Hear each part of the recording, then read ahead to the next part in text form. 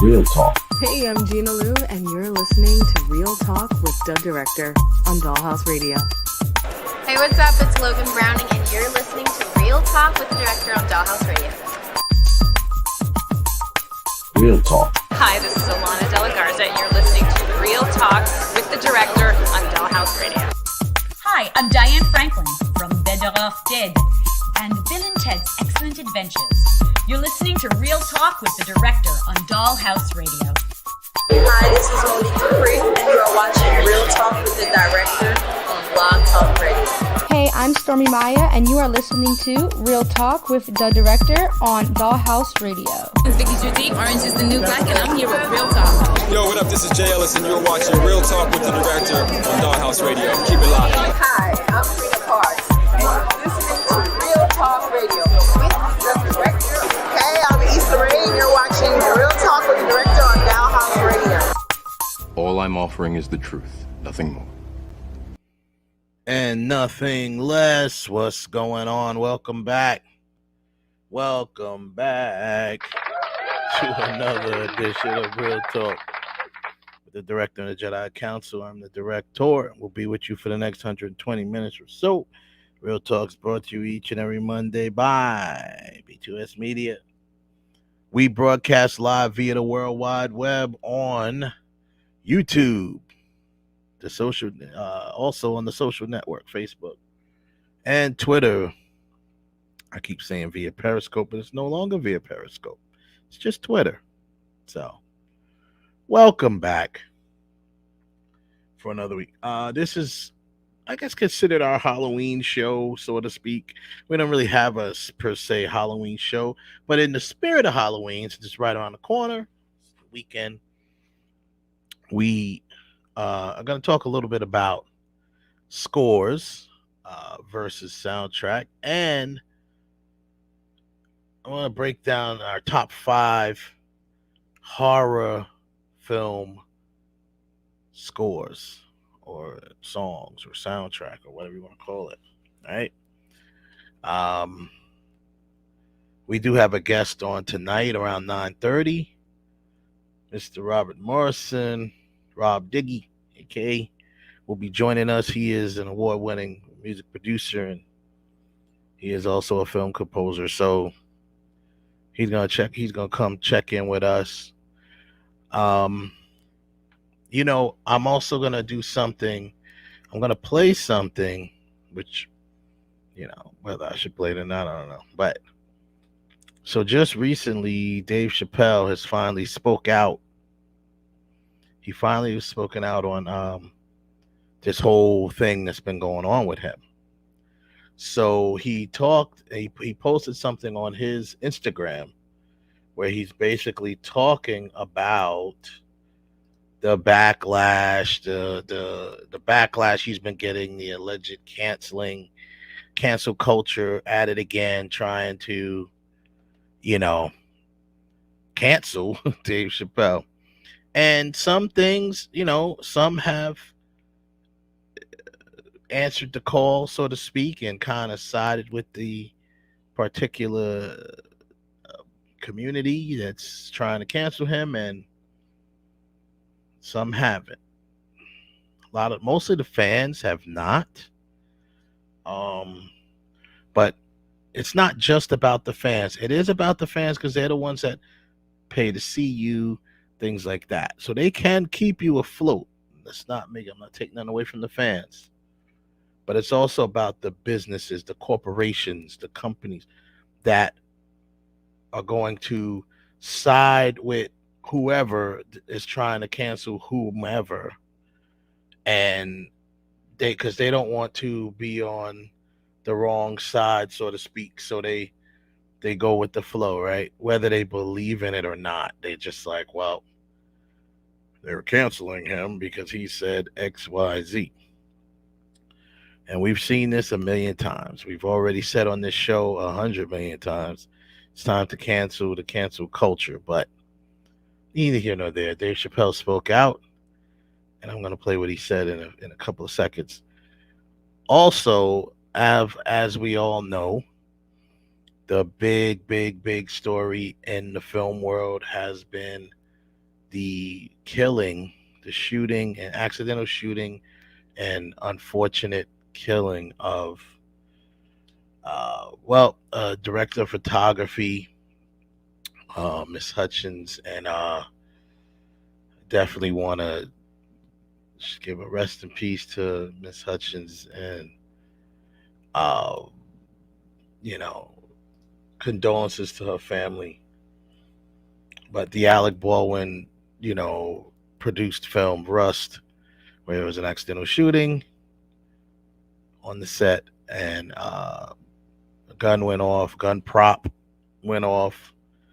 And there's a couple things I want to break down to just make it clear to everybody, because we use the word prop and people get very confused by the word prop because they think gun prop should mean like toys or, replicas, but it's not true. A prop is whatever is being used in the film. That's a prop. So I don't care what it is, whether it's a gun, a knife, any sort of weapon, a condom, whatever. It's all props. Once it's on a set, if it's being shot and it's being used in that film, it is now a prop. So people get a little confused because they're like, well, why are they it's real guns? Or this is not something that's new. This has been practiced for years. Not saying that they should have real guns, but there's reasons why they have real weapons as well. Mostly has to do with close-up shots and things like that to make it feel and look authentic. Also, if you have ever shot a gun, it's hard to find anybody this day and age that hasn't.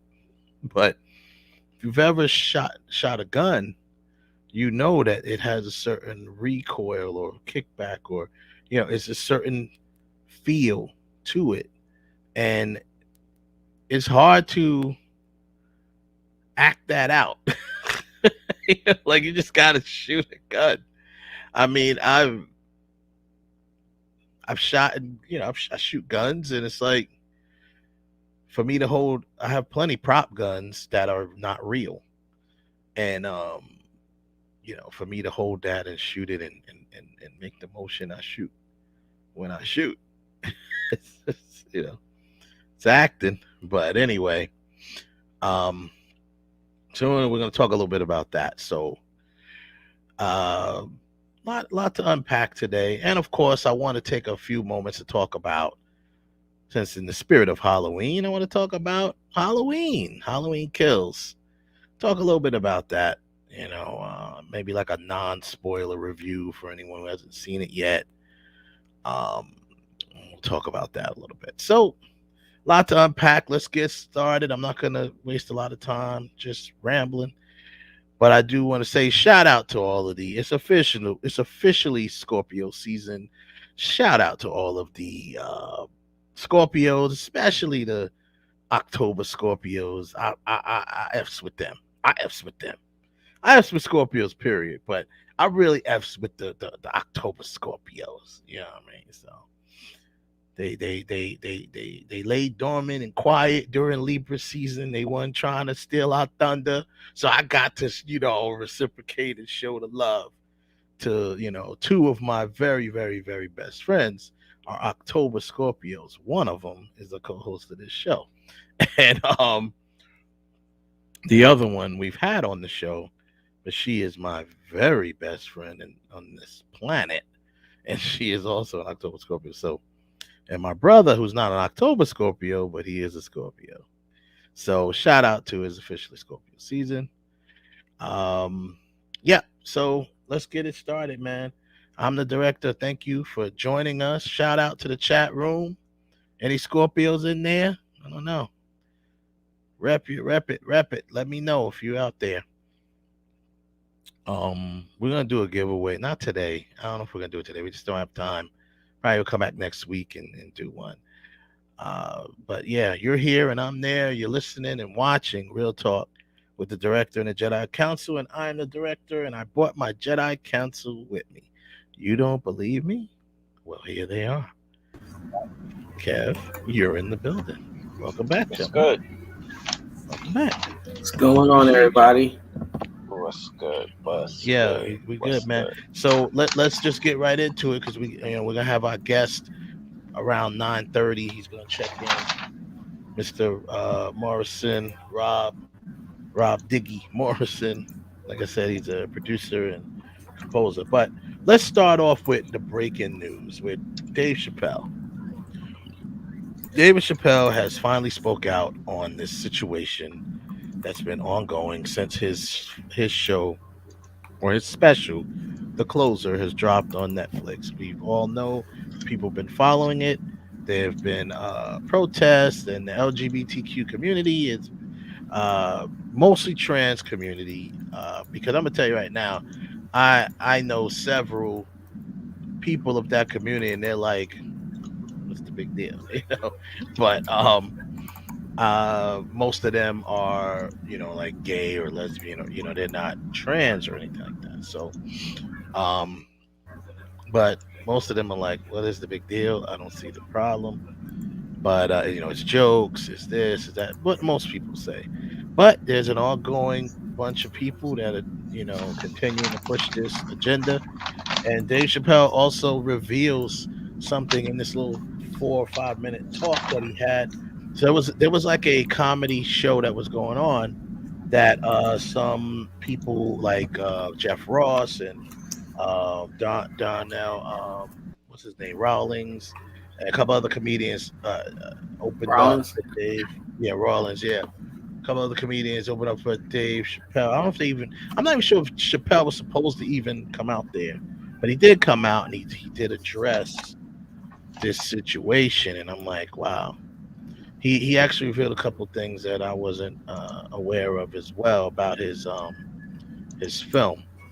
So I'm just going to. This is straight off of his. What is TMZ is put. This is straight off of his. I don't have to go to TMZ. I can go right to his Instagram, and we'll go from there. I'm gonna play it. So let's go. Wait, let me just bring it back. But anyway, he talked about a couple things, but he had to address this situation like immediately. Well, finally, where he's like, he addressed them directly because they've been talking about, oh, Dave Chappelle, come meet with us and this, that, and the other. I don't know why everyone wants to come sit down with somebody, talk about they want to educate them and all this other stuff. And they want to sit down. What does that do? You still are attempting to cancel this person, but yet you want to sit down with them. And so I never understood it. But anyway, let's see if you guys tell me if you hear the volume over there. Okay.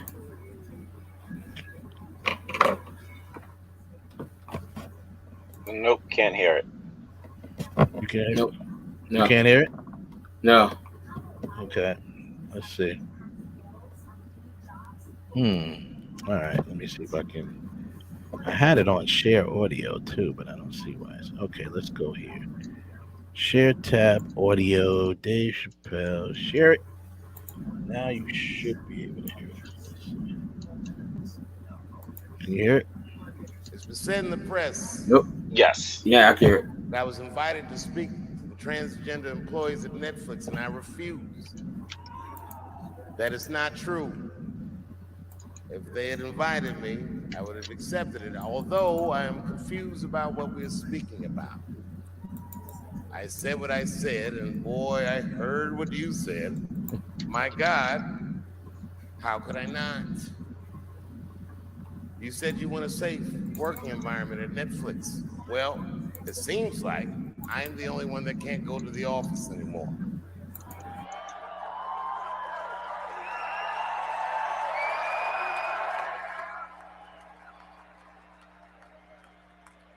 I want everyone in this audience to know that even though the media frames this, that it's me versus that community, it's not what it is.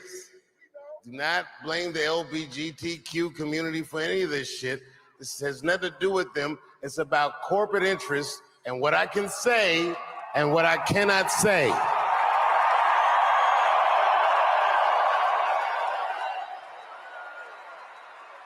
For the record, and I need you to know this, everyone I know from that community has been nothing but loving and supporting.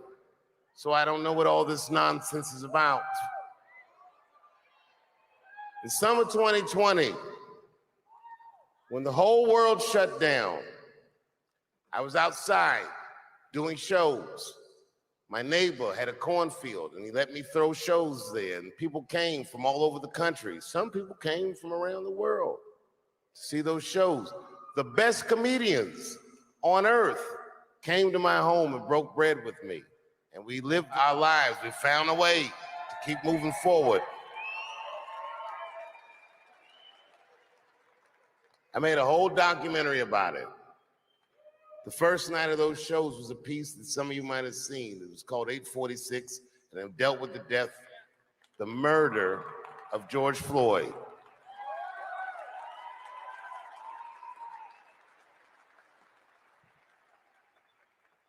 This film that I made was invited to every film festival in the United States, and some of those invitations I accepted. And when this controversy came out about the closer, they began disinviting me from these film festivals. And now, today, not a film company, not a movie studio, not a film festival, nobody will touch this film. Thank God for Ted Sarandos at Netflix. He's the only one that didn't cancel me yet.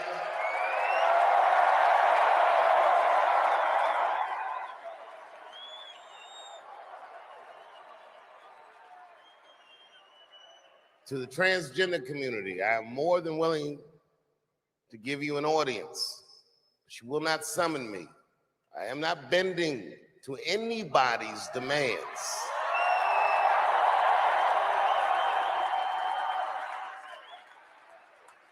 And if you want to meet with me, I'd be more than willing to, but I have some conditions.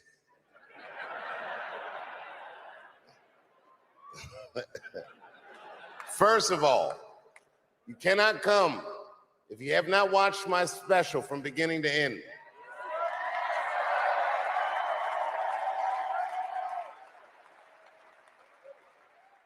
You must come to a place of my choosing and a time of my choosing. And thirdly, you must admit that Hannah Gadsby is not funny.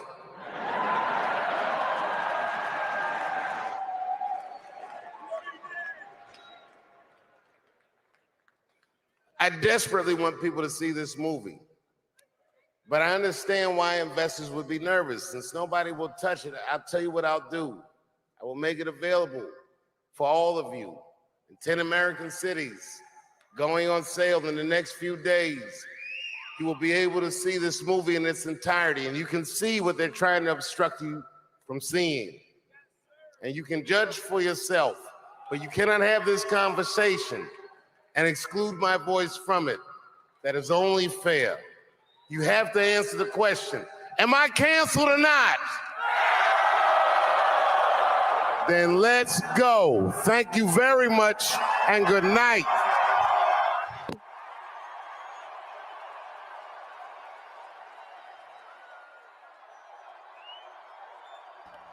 And there you have it, from the mouth of the man himself. He has got to do this film, or decided to release to the public because he had, as he explained when he did this film, several film festivals, several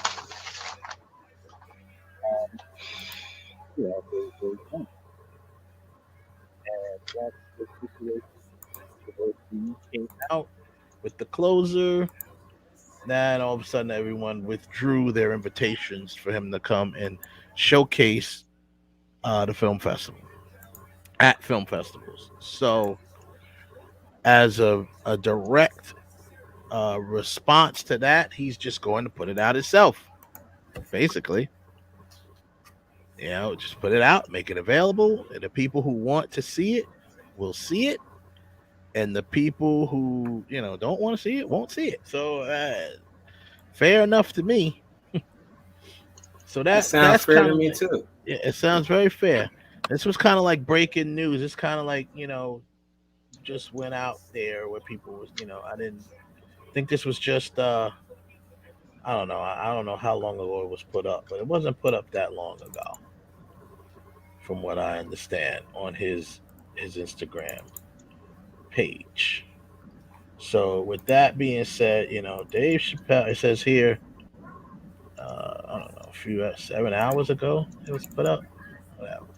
So David Chappelle has finally spoken out about the situation, and it is what it is. So, um, hey, I'm with it. I'm here for it. I definitely want to. I'm definitely gonna watch it. And he's gonna go into other situations. He said, what people don't want you to see, things like that. So, yeah, it's really at this point, really just dragging on it, dragging on it, dragging on. It's just like once they realize that the fans are not canceling him for this, because let's be honest, the fans are tired. They're tired of just canceling everybody left and right for every little thing. Now, people, the whole cancel culture is still alive and well, and people still do it, and they still talk about it. But they want to cancel. At least they try, and cancel people that somewhat, or at least does deserve to get canceled. If you want to say that, you want to say R. Kelly deserved to be canceled, then cancel him. He's canceled, right? So he deserved it for what he did.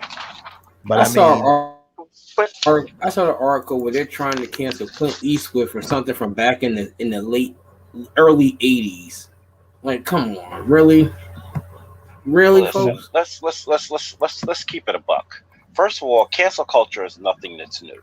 The only thing it's gotten is it's now has gotten a title. Let's call it what it really is. It's the agendas have been out there, and the two main agendas, and I'm just going to call it what it is, and I'm going to put this disclaimer out here. My point of actually these facts that are about to leave my lips are the facts of real life, and they are not viewpoints of Real Talk Radio. Now, what people need to realize is that first and foremost, this culture of so-called cancellation has been around for decades. It's been around with, let's just say it, with the Jewish community. You can't say nothing about Israel. Israel is doing all types of wrong in Palestine, but yet if you say one word about the factual things that are going on in Palestine and between Palestine and Israel, you are anti-Semitic. You automatically get labeled. You automatically get canceled or put in the hot seat, for lack of a better phrase. That's what it used to be. You weren't canceled. You were just put in the hot seat. Yeah. Now, all of a sudden, now you have the and the same thing with the LGBT community. They've been doing it for the longest, but now because they have a title, now all of a sudden it's we have the power, we have the numbers to basically end your career. Who are you? Any of you? I don't care what a person has done. I don't care what they've done, wrong or right. Who are you as an individual to take it upon yourself to be like, oh, well, I'm going to end his career. We should end his career. We should stop how his family eats. Not only are you not, but the thing that you fools are not realizing is in your quickness to want to cancel someone. In some instances, maybe I'll give you a pass, but in this one I will not, and here is why.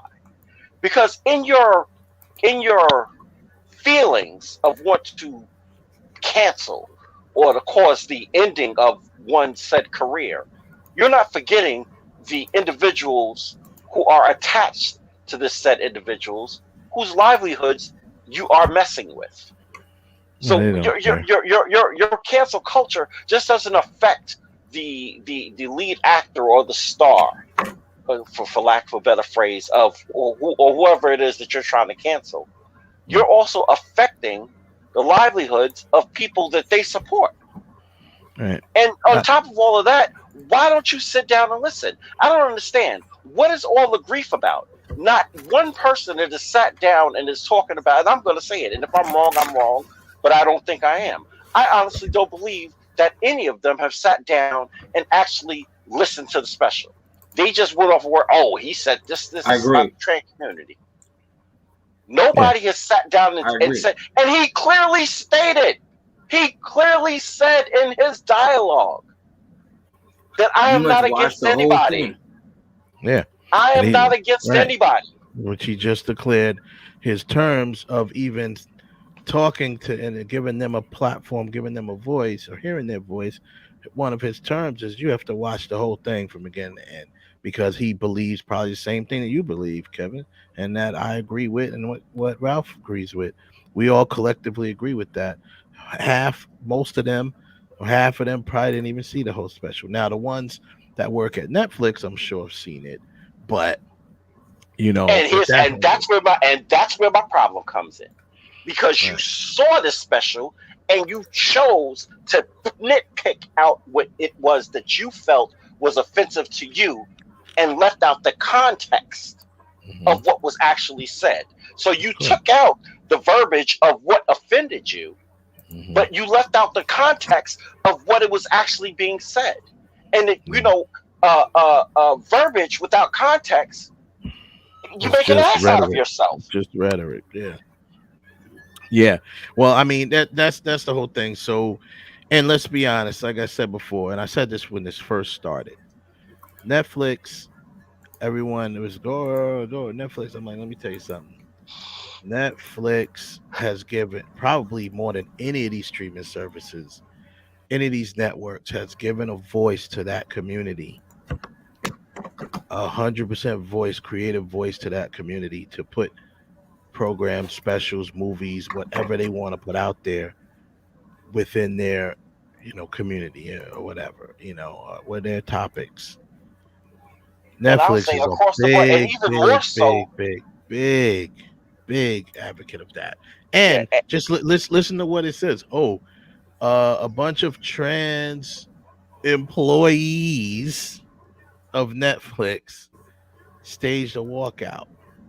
So let's rephrase that. Let's say that again and think about this. A bunch of trans employees of Netflix staged a walkout. Oh, so 3 of y'all staged a walkout. Oh, right, okay. Right. It doesn't matter how many it is. The point is, employees. It would have been different if it said.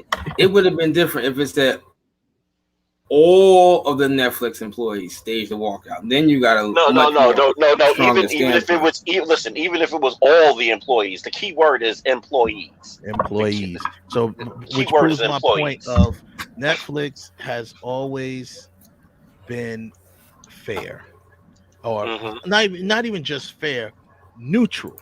Let's say neutral, because fair as well. But I'm just saying, I said this at the other show, and we'll get back to the topic once we get our guest on and talk about that. But I said this, I don't know how many shows ago when it first started. I said we had a show about cuties. Netflix did not take that down. Then they talked about that 365 when that was on. People were trying to cancel for that. It's promoting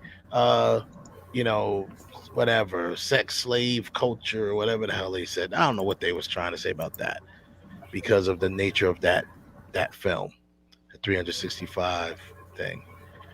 They didn't take that down. I was like, you really think they're gonna take down David Chappelle? I was like, they tried to, the Republicans tried to bring Netflix up on charges for cuties, and they didn't take it down. They stood behind it because they're like, listen, number one, we didn't make cuties. You know what I'm saying? Like, we are a distribution outlet, and we give every creative person that we choose to work with their creative voice. Period. So that was one thing. Number two, they've already paid Chappelle the money for the specials.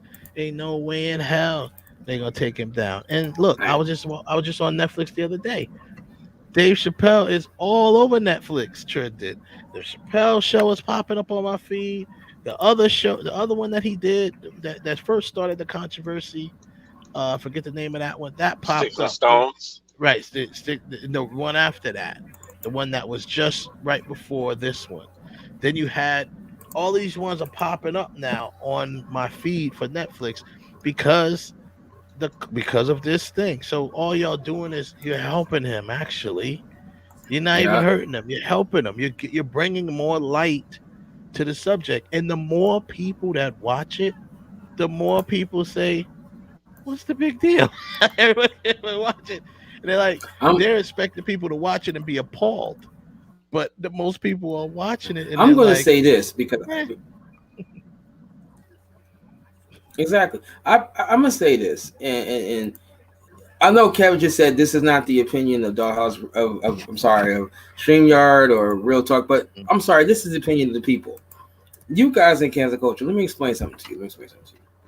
Comedians haven't been around for decades, not 2019, decades. Every single comedian that we all generation like, or you want to use the word idolize, follow, has made jokes about our current society, whether it be gay, AIDS, transsexuals, homosexuals, whatever. They've all made jokes about it. If you're going to sit there and you're going to start talking about you need to cancel him because of what you say now, then you have to say, well, you're going to cancel every single comedian that's ever lived because there is not one comedian alive, not one, that has never said anything that you can now look at now as being controversial. Of course. Not one. So what are you going to do? Donna said it the best. Artists exist to disturb the peace. That's exactly what. Yeah, push the limit. Let's keep it a buck. Let's keep it a $1.50. You joke amongst yourselves. You talk shit amongst yourself. Hell, the very person that Dave Chappelle was talking about killed herself because you assholes decided to. Oh, she's not. We're canceling you too. How dare you? How dare you back him? She's a comedian. That was her craft. Mm-hmm. She appreciated what Dave Chappelle did. She appreciated his talent and what he brought to the table. And he appreciated her and gave her a platform to where she could perform. Yeah. You guys didn't. No. All you out there burning your bras in protest. None of you did that. None of you put any money into a fund for her or anything. All you did was give her grief, and now you want to come to her aid. But you should have came to her aid when she was falling and before she kills her. Maybe she'd still be alive now, because if she sat there and said, "Well, Dave, the jokes you said about me personally affect me," then you got a little bit of platform to stand on. But she's not here, so you can't say that. But maybe if you had your bras in protest then, maybe she'd be alive now. Why don't you guys think about that for a change? Well, they're the ones who think about what you didn't do. That community is one of the reasons that I believe drove her to it. But so what we'll do is we'll table this and we'll get back to it on the other side of our guest. And we'll get to what our original topic of the show was going to be, because when we originally created this topic, all of this stuff hadn't happened. So, and we have to get including the accident that happened on the set of Rust, because I have a couple of things I'd like to break down about but something before we get on this topic, I say one thing. This has been bugging me for a week. Also, with this cancel culture, I like to make this kind of clear. Everything does not have to be inclusive, right? I know people say, yeah, it's just a comic book, but listen, Superman does not need to be gay. Robin don't need to be whatever. Batman doesn't need to be whatever. They are what they are. There is no reason for them to be inclusive. Well, now Right. they got Why can't you have a hero? Right. First of all, there are plenty of heroes out there that are LGBT. That's first and foremost. Second of all, why all of a sudden now for you to feel, oh, now I feel important. Now I feel included because Superman is bisexual or Superman is gay. So now that makes me feel better. How about looking up to individuals for who they are? Because there are plenty of women and there are plenty of gay and trans people that I look up to that I'm not gay, I'm not trans, but because of their personality and because of their traits and because of their qualities, those are things that I look up to them as. So that doesn't. So what does that mean? Does that change anything as far as my sexuality of who I am? No. Changes nothing. It doesn't make me feel better because I look up to Superman because Superman is a man. Superman is the ultimate man. No, I don't look at Batman. Batman is the ultimate playboy vigilante, and I look up to him because he is so manly. I do. No, I'm joking. He's a man. I actually look up Batman, but we'll get back to. Let's table this, all right, and we'll get back to it. But I agree with you there, Ralph. But another thing is, I even go further than that. Everything doesn't have to be inclusive, which is why I am not rooting or I'm not here for a black Superman. I'm not here for that either. That includes black people. That includes black people. We have plenty of black superheroes, aka Icon, who is basically black Superman. Listen, but no one knows about him. But we'll table this because we don't want to. That don't even get the notifications that they do. That don't even get the shine that they should. But you know, let's really be talking about that part. They don't even get the shine or notification that they rightfully have earned and deserve. But because they're black, you never heard of them. Why not? They only been doing They only been doing that line for 50 years, and you never heard of this person. Why not? No, well, I mean that's what it is. But yes, we'll get back to that. That's another whole topic. Anywho, so when we talk about our topic, our original topic of the day, when we were talking about film, the importance of having a score in your film. We always, every show we try to do, or every month, we try to do at least one show, whereas we can educate the community, right? The film community, which is a big part of our demographic. And one thing that's very important, we've done the importance of, how to shoot sex scenes. We did the importance of stunts. We did a lot of great shows when we talk about stuff like that. We did cinematography just a couple weeks ago. So this time we want to talk about the importance of a good score to your film. Score versus soundtrack as well. A lot of people get that mixed up. A lot of people don't know the difference. Score versus soundtrack. So I wanted to take it a little further than just us explaining what we know. I could give it to you from a filmmaker's standpoint, but let's bring in a musician who does both of those things. He trends on both sides of the coin. He does production, which would fall under like a soundtrack type of deal, and he does score, which is a whole different thing from soundtrack. So our next guest, I'm gonna bring him in. Mr. Rob Diggy Morrison's in the building. Hey, what's going on, my dude? Hello. Hey, what's going on, everybody? Hey, welcome. I hear you. I hear you good, man. I didn't get a test run on this. Normally, I'm tested. So that's all good. Let me see. I'm testing 1, 2 times. Yeah. You sound clear, brother. Thank you, brother. Thank you for joining us, man. And I'm sorry we have here all of these other things happen. Because our original show topic was what we're talking about now, but then you had the Dave Chappelle thing that happened since then. You had the Rust shooting at the Rust set, all that stuff that happened. We're like, wow, we gotta talk about that stuff, but we want to stick to our original topic because we still need to educate the community. So Rob, man, once again, thanks for coming on. And as I explained before, we brought you on, obviously, which a lot of people don't know, score versus soundtrack. Yeah, it's just a big, it's a big thing. difference. It's two different things, and a lot of I've seen in a lot of the films lately. I want to say starting, and you probably know way more than me, but oh man, starting in the early to mid 2000s, it almost felt like films were going away from scores a little bit and were doing more soundtracky type stuff. Like they were using songs to score their films as opposed to doing, real composing.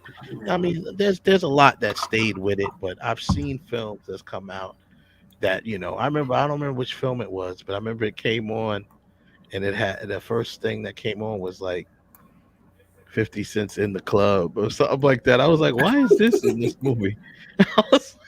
It had nothing to do with it. I was just like, because it was the hot song at the club.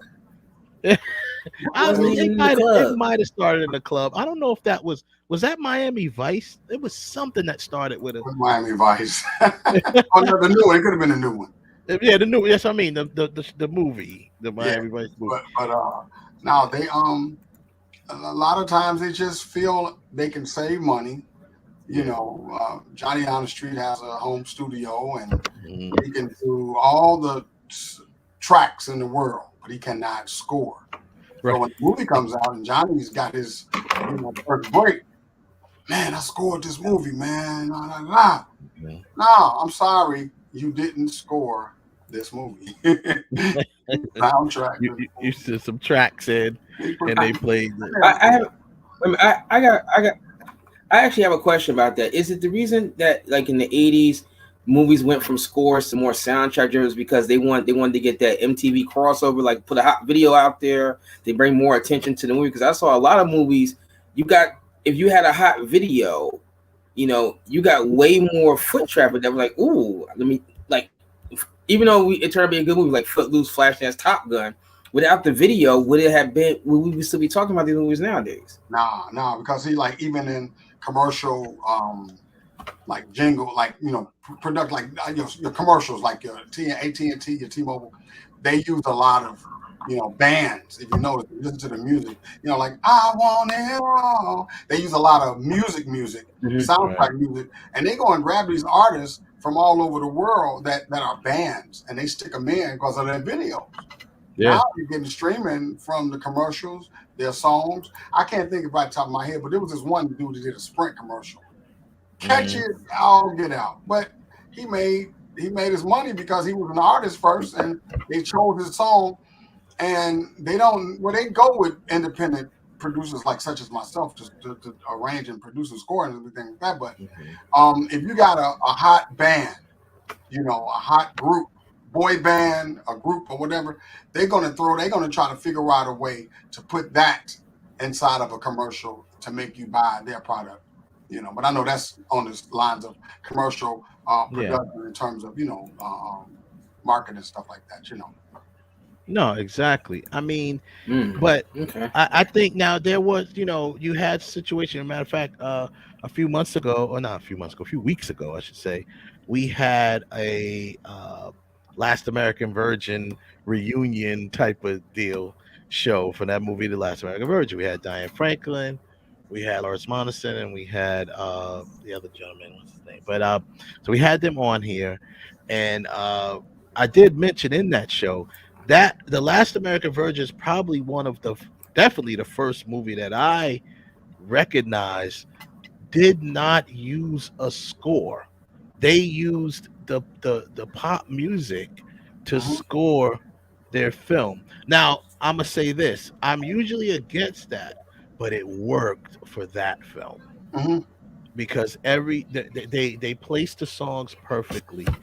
I don't even know how many of those songs, if any of them, were even made for the movie. I think they were already pop songs that they just took. Music supervisor selected them and said, "Hey, this is how we're gonna roll with this." License them out, and there you go. Yeah, that's what. Matter of fact, I'm glad you mentioned that. Let's talk a little bit about a music supervisor, and if you could explain what is the job of a music supervisor to the audience. That person music supervisor is going to make sure that the film has the best music, soundtrack music available for the film. They have to go and get clearances and licenses for the music to be, inserted into the film, offering the artist, a little fee or whatever. Hey, we're going to use your, song in the film. This is the licensing fee. You want to sign out for it or whatever. They're responsible for that. They are not the composer. They're not the composer.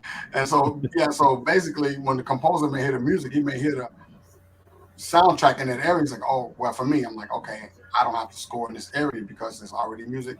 I just brush past that part of the film and keep it moving. You know? But and to everybody, can I ask a question first about the viewing of this? Yeah, now, sure. When people hear this, because I want to be able to yes, they are. share information. Okay, so basically, it turns out that when like young cats that are coming up now, like I'm in a couple of groups on Facebook for like music sync licensing and things like that. Okay. And everybody and their mama's trying to get like a placement, and I'm like, that's cool. And I don't get me wrong, I want a placement. I want several of them. But it's just so many people trying to get that 30 seconds of fame. I'm like, you know what? Let me work on this movie and make this bigger money and worry about that later. But my goal is to do a Super Bowl commercial and some NBA stuff. And I know I'll get it. And I haven't like faltered on it. I've been like on it. It's just so hard to get that because you have to really, really grind out. But my point is with the music supervisors, young people have to be able to read. See, we don't read anymore. They just writing, and you got to take the time to do research and reading. So what you can do is there's a site called IMDb, which is the internet movie database, of course. Yeah. And you can go and research music supervisors, and they'll come up. Right and there. like, you're watching your favorite movie. Like my favorite, let me tell you something. I knew about IMDb because I was already a part of it, but my first movie I saw, and I was attracted to this composer. I like a lot of composers, but you can go and read up on these composers on IMDb. So I watched a movie called Eagle Eye. I don't know if you ever seen it. It was like about cyber security and stuff like that. Yeah. And I'm like, man, with Shia LaBeouf. Yeah, the music was over the freaking top. I'm like, who did this score? And that was the first time I took notice. I mean, I've always listened to scores, but this score was over the top. So the movie goes off, credits rolling. I'm like, okay, Brian Tyler. Let me see who this cat is. He had his little website up, and I'm like, oh man, this cat, he did this movie, he did that movie. I'm like, okay, cool. This is somebody I want to try to understand what's going on in his world in terms of scoring. I listen to pretty much everything he's done since then, and he's one of my influences. I love listening to his work. I go to YouTube daily just to get an idea of what he's doing. So and my point is to that is you have to key into somebody. If it's a music supervisor, and they always tell you, here's the trick. They say, go and find out on LinkedIn what's their favorite food, what's their popcorn they eat, what's the dog that they like, what do they go skiing at. Find out all of these things about them, put it in your letter. Now, you might not have done any of those. Oh, I went skiing last weekend, and they might say, I went skiing last week in Denver somewhere. I was in Denver and I was skiing and I had a great time. Now, you stretch it a little bit. That way, you may just may get a nod from those music supervisors because now you're touching on something that they are interested in, not just I want to get my music in your film. Other thing, I can give you another example. A friend of mine did a Cole song, "Bad Boy," when Bad Boys, I think was 3 or whatever came out, the last one. He had a Cole song for Bad Boys, and he didn't know how to get it to the right people. So I gave my IMDb account or whatever. I said, hey, go on there and find your music supervisor, go to work. He dropped the ball on it, but the song was a hit. I think the song could have definitely been used in that movie. So the thing of it is that you have to have a relationship, build relationships quick. Don't falter on them. Just build relationships and know that once you get to the point where you can be comfortable and they are comfortable with you sending stuff, and say, hey, well, what else you got? Or I saw the trailer for the new movie, Bounce Back, and it's about maybe basketball. Say, hey, I was looking at your film. I know I got this dope track that'll fit bounce back. Here's a title. Let me send you a little bit of it. They may say, hey, I like this guy's guy. He's on to us. There you go. You have to be like really persistent in that area to get that type of work. For me, they found me on IMDb because I went overseas to travel to Dubai, and they found me on IMDb and said, hey, this is the cat we want to talk to and whatever. And that's how it happened for me. So yeah. Now with that being said, how can you explain to the listeners how your approach to where you go into a production, and as Ralph and Wes both said, they have a bunch of songs that they're just pulling from anywhere, 50 Cent, Jay-Z, blah, blah, blah. They're just plucking stuff in. Now, the movie already has a tone. It already has a pacing to it already. How do you go about, do you place, because there's sometimes you're watching a movie and you're listening to the score, and you're like, wait a minute, that don't match up with what's going on. And it's like, it kind of throws off the vibe of what you're watching. What's your approach of how do you sync up to what they're looking for, or are you involved in the replacing or the reformatting of how those songs interact with your composed piece that you put into the film? I don't have anything to do with it. Now, I can tell you, I've just relinquished duties of being a independent super music. It's too much. Can you guys hear me? I hear you good. Yeah, it's too much work. It's too much work involved. It's too much work, and I'm scoring and I'm doing soundtrack. Then we have to corral all these songs.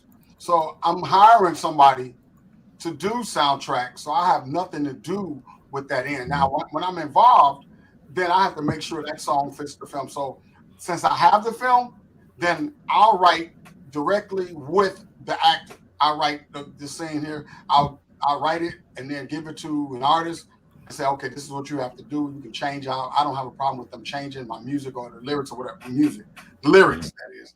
So they write and they'll come up with a great concept. We'll come up with a great concept and we'll land it in the film. The rest is history. Now, the tripped out part of that comes when you have to hunt down all these producers that you, like you said, you throwing in the 50 Cents and all these other Joe Records or whatever. You got to hunt down all these people because now you got to sign this release forms. Right. You got to get this publishing together. It's a big headache for the distributor when it comes time to get this movie together. I coach people and I said, look, we got to get a cue sheet going. Oh, what's a cue sheet? Well, the cue sheet is when they're going to follow all the songs down from soundtrack to score. Everything has to be labeled in that film. So every time you're watching the film, everything is calculated and precisely done. So here's the deal. The girl says, well, why do I have to pay you twice? I said, you're not paying me twice. You're going to get this to the publisher, ASCAP I'm with. So they can pay me, Yeah. And so we argued about it. I tried to educate her on it and she forgot about it. Say 2 years later, she want to shop her movie. The distributor says, "Oh, you need a cue sheet." Here comes my phone ringing. Oh, Rob, we need a. I need that cue sheet. we need. I said, well, but you know what? The good thing about what I had done was when we were doing that particular film, I'd written down, typed in all the titles of the score and the soundtrack. So it didn't take as long. So she showed it to me back. She was like, oh, no, here it is. I was like, oh, great. Can you finish it for me?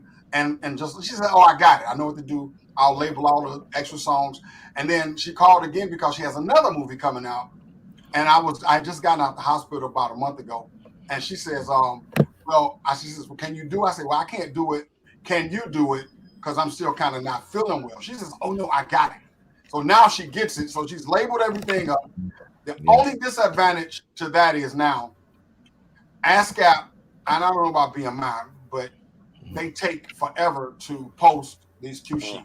They take, and I hate it, man. Like I could be, rolling in money right now, but you have to wait until that those cue sheets are registered and locked into that system. They need to come up with a digital system, man, because it's not working. Should have been did that. Listen, the system isn't working. For people like me and other people that are doing music, you have to wait. I'm sure they're not waiting on. You're not like the pro people have to wait, But I have to wait, and I don't feel like that's fair. But back to his original, getting closer to film. Let me tell you something. I did a series out of Atlanta, and the opening theme was something that they wrote, and it had this really nice dark sound to it, beat, whatever.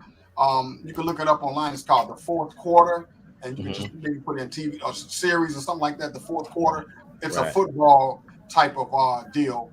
Ex-football players trying to find his way back into the NFL or whatever, or the league or whatever. So it turns out the director, I didn't say anything. The director heard the song that was in the beginning of the movie as a soundtrack, converted into a score. Blew him away. He was like, man, how did you know to do that? I said, well, it goes with the film. It feels good. So that's like what you were saying. I try to flow along with what I'm hearing, so I don't go astray. That takes us back to our original point. So I make sure that what they're doing soundtrack wise, I can match score wise, and at least give them a feel of, okay, the soundtrack is on point, the score is on point. You ever listen to? Give you another great example. My favorite movie to reference is the movie with Whitney Houston and what's them people? Bodyguard. Exhale. Waiting to Exhale. Watch that movie and listen to how Babyface does "And I'm Not Gonna Cry" by Mary J. Blige. Right. And they put it in there as a soundtrack. Sprinkled it in, yeah. They put it in as a soundtrack. But the composer comes back and he goes da da da da da da da da da da. I'm like, you got to be joking. So I started doing it, and trust me, it works. Like on the films I do now, I can convert those, and they feel so good, and it's a breath of fresh air. And I think in those scenes, somebody was going through some heartaches or whatever, so they just flipped it out and made it feel better. So, hey man, that's what we do. That's what I. No, I agree. That I think I just saw a movie that did that too. I'm trying to remember what it was. But yeah, if you sometimes can jump in and drop that in there, that's also dope. Also, I've seen one film I always reference to where they will take the music that's happening within the movie, like it's in the movie, like in the scene, but then it will expand and become the score for that scene. So like for instance, let's take Mo Better Blues. I always use that as an example. Okay. Where Bleak is, this is when Denzel's up there and he can't blow the horn right. And because he had already got his mouth messed up, whatever, and then he gets pissed and he walks off stage. So they're in there, and that's when Wesley Snipes' character takes over for him to kind of like back him up, and the stuff is playing in the actual in the movie, and then as he walks out, you hear him. The music fades away because he's walking out of the club. But then it comes up and becomes the score for that scene as they're like arguing outside or whatever. I thought that was really dope, and I've seen it done a couple times in films because obviously it's transitions. Yeah, transitions. Yeah, it's beautiful how it's done. Spike talked about that. I think in his master class, he talked about doing that. But what I want to also say is this. So like for the independent filmmakers out there, there's a lot of them is a big demographic, a big part of our demographic are independent filmmakers, right? And I think they need to know the importance of hiring a composer to score their film as opposed to just thinking, well, I can get some because even this day and age, you could get some upcoming artists and get film, get music from them, and that's what a lot of people do. And I trust me, I've done it, and it doesn't mean but right, the difference between soundtrack and score, for the most part, you have your exceptions, like I said, The Last American Virgin had all music that they used as a score, but it still worked in the capacity of a score. A score is set to evoke emotion, as opposed to soundtrack is just something that's goes with the music, goes with the movie, and it's going to be that soundtrack song that most people remember, that reminds them of the movie. But the score is what made them feel the way they felt at that point in the movie.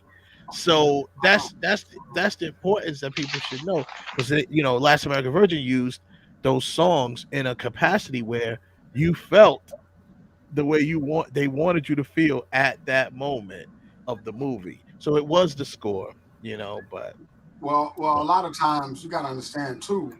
They want Pookie from down the street, like I said earlier, to get it done, and it's not working. And let me tell you something, man. And I watch a lot of independent films, and sometimes I can't watch them because it's so terribly shot. But watching them on Prime and YouTube and things like that.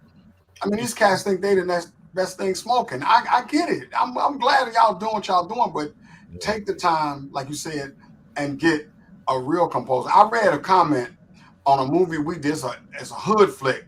Man, when I say hood to the grimiest of the hood, it's called Trust. Trust. Look it up. Watch it.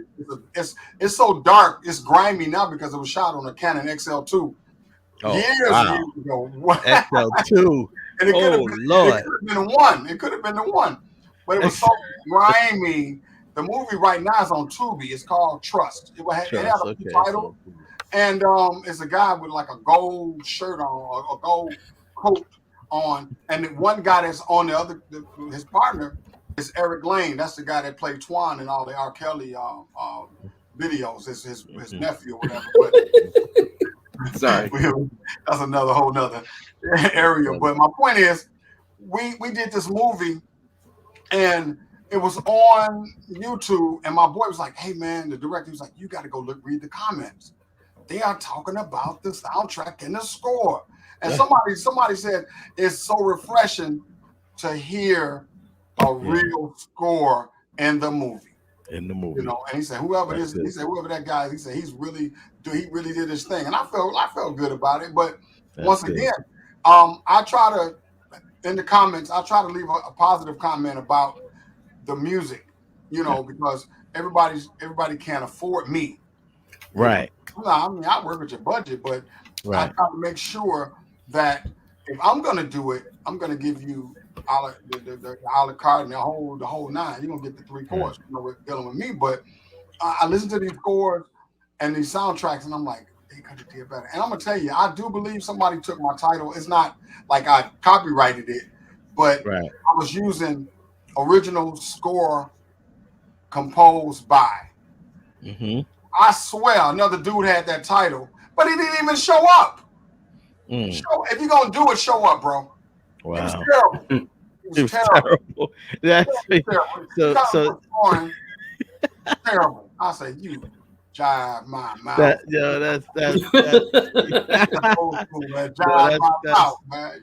is messed up. So now, what with the independent guys, right?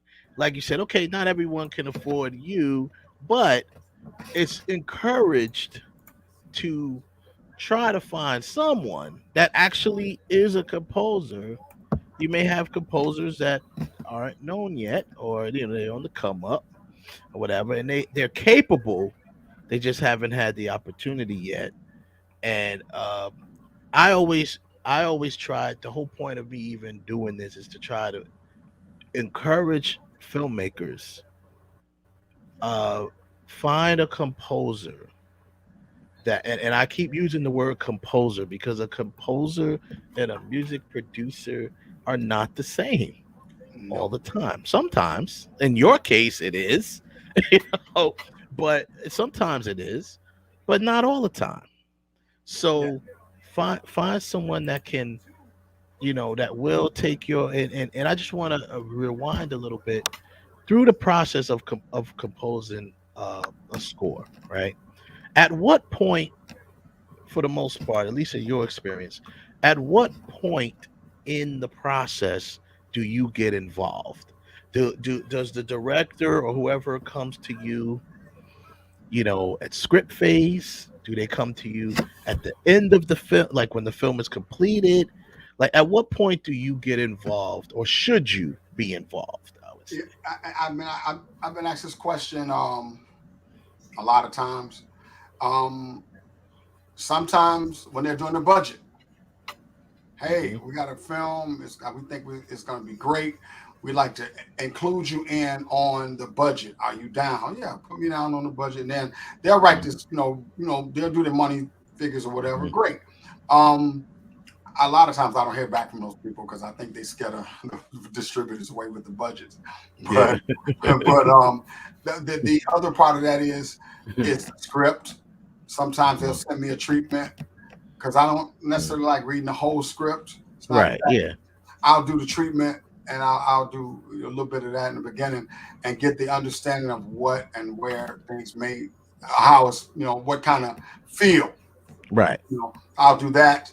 I've been in table reads before, which I necessarily don't have to be there, but I have done table reads just to get a feel for what they're gonna do, And so, yeah, it's important for me to be involved. And then a lot of times, hey man, I don't hear from these people until the movies are shot.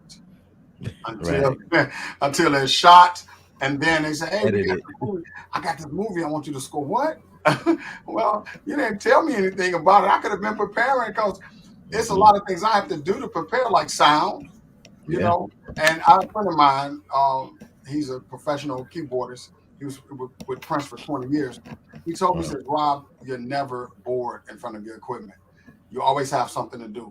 And that made sense later because when, like you said, like if I'm sitting down, I can be sound designing on finding my best sounds for a film. So what I do, if I know I'm getting a film, if I know I'm getting something in, and it's like, say, 3-4 weeks or whatever apart, then I'll sit down and go through my plugins, my VSTs and stuff like that.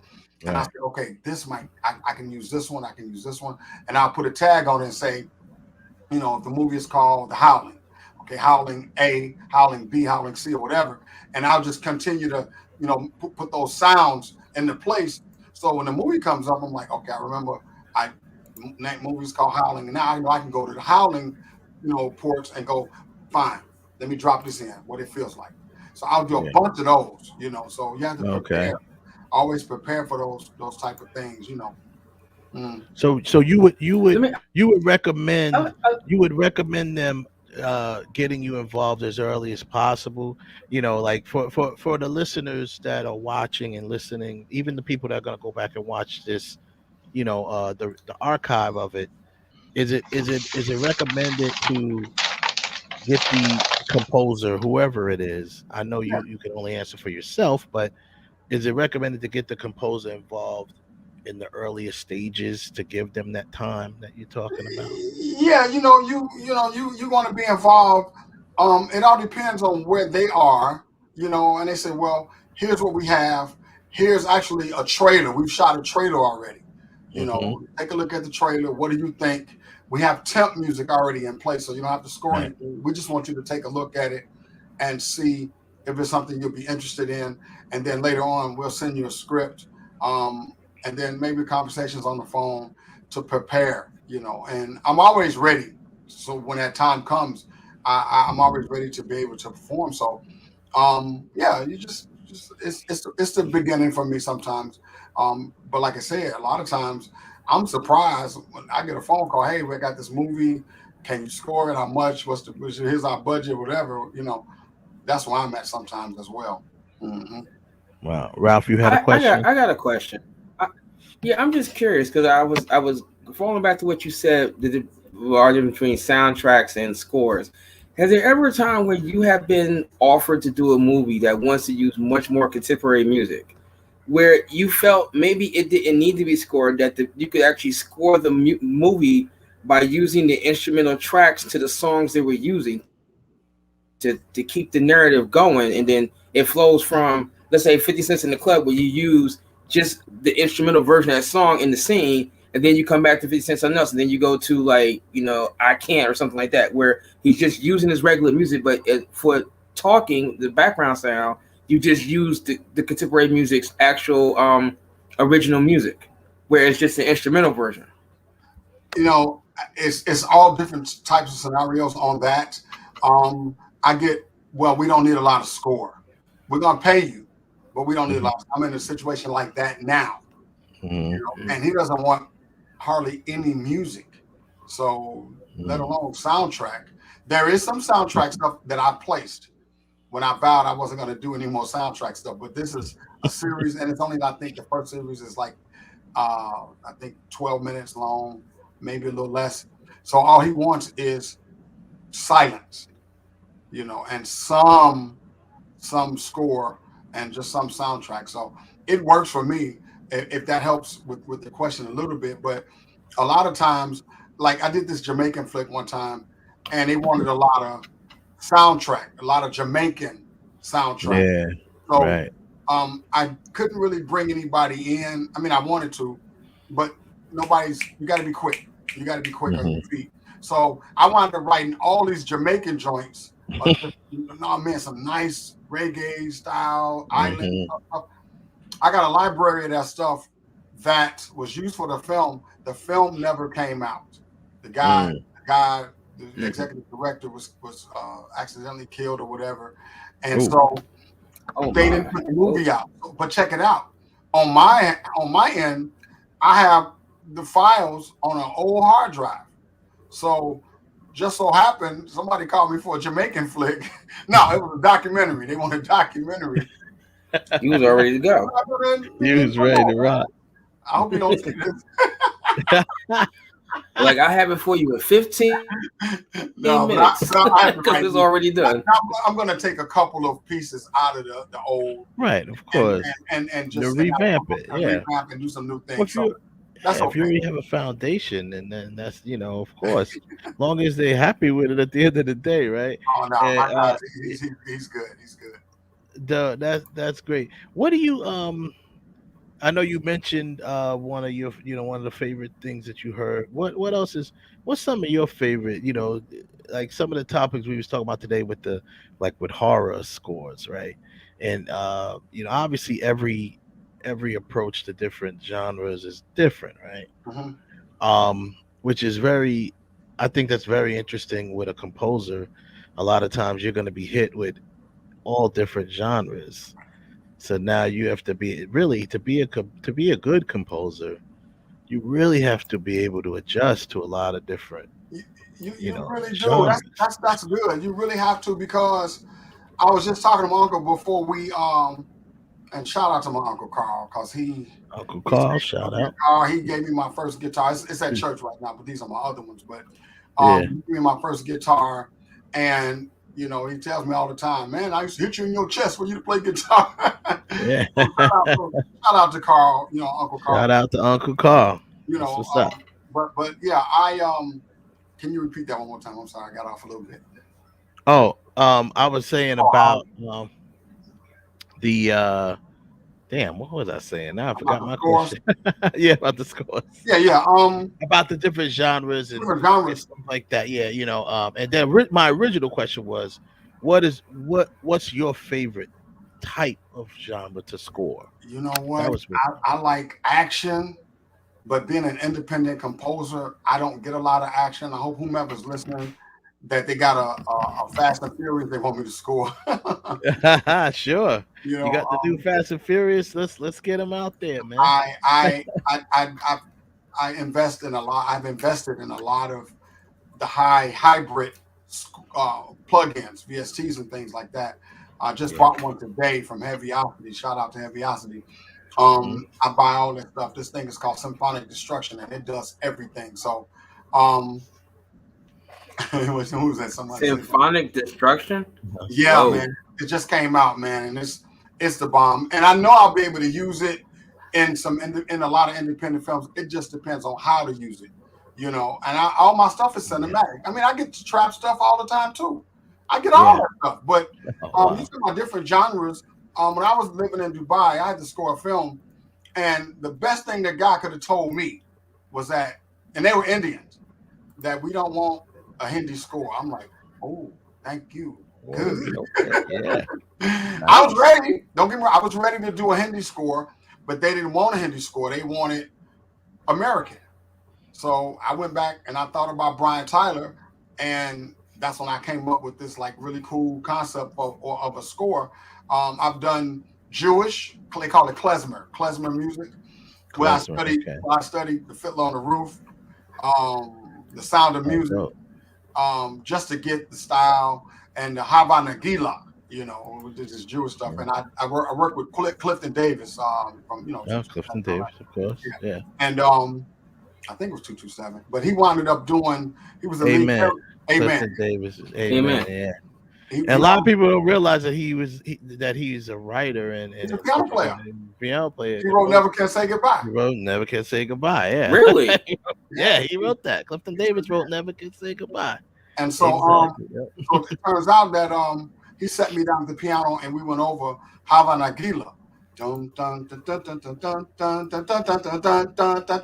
yeah.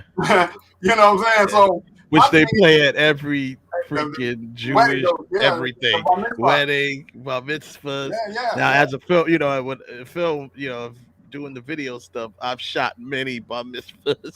So you heard it. You heard it. Oh yeah, I've heard it 100 million times. We sit down, and they wanted. Never knew the name though. Yeah, he wanted the producer wanted a more hip hop version of klezmer music, which is dun dun dun dun dun dun dun dun. You know, with trap type beat, you know, modern beat on top of this accordion that I had to find in my system, you know, using accordion and some other things, and it worked, you know.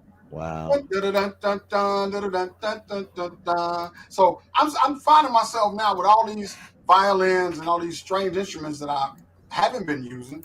Mm-hmm. Now I see that they work. And so you have to broaden yourself when you're doing scores. You just can't stay and, you know, you see a movie, but then you want to use all trap music. That's fine, but then what about if you have to do a Lassie movie? Yeah. I'm telling my age, but I'm just saying. Nah, I know what you mean. Leave it to people. Everything gets rebooted, so you just might get the call. Say we doing Lassie 2023. We're doing Lassie in the Hood. We need some music for Lassie in the Hood. Yeah, but they have to know how to Lassie got to come into the hood doing the crip walk or something.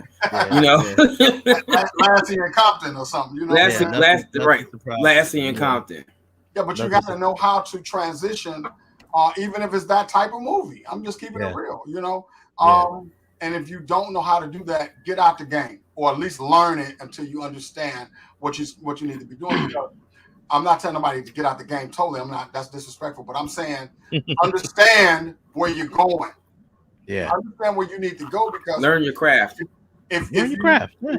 My high school band director, Delano Banks, used to say all the time, "You lollygag. Go back and woodshed. Yeah. Go do some more woodshed."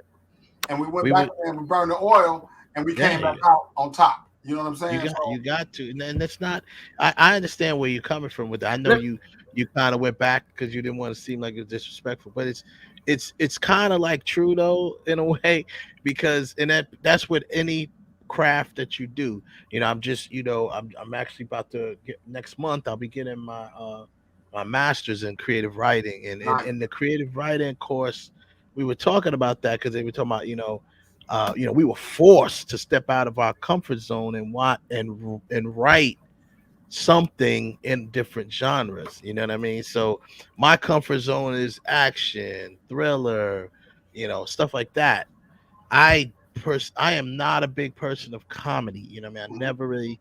I watch some comedies. I'm not really that big on comedies, and I definitely never wanted to write a comedy. Yeah. And because my type of comedy, I don't feel is not accepted, but they're not. It's not the same type of humor today.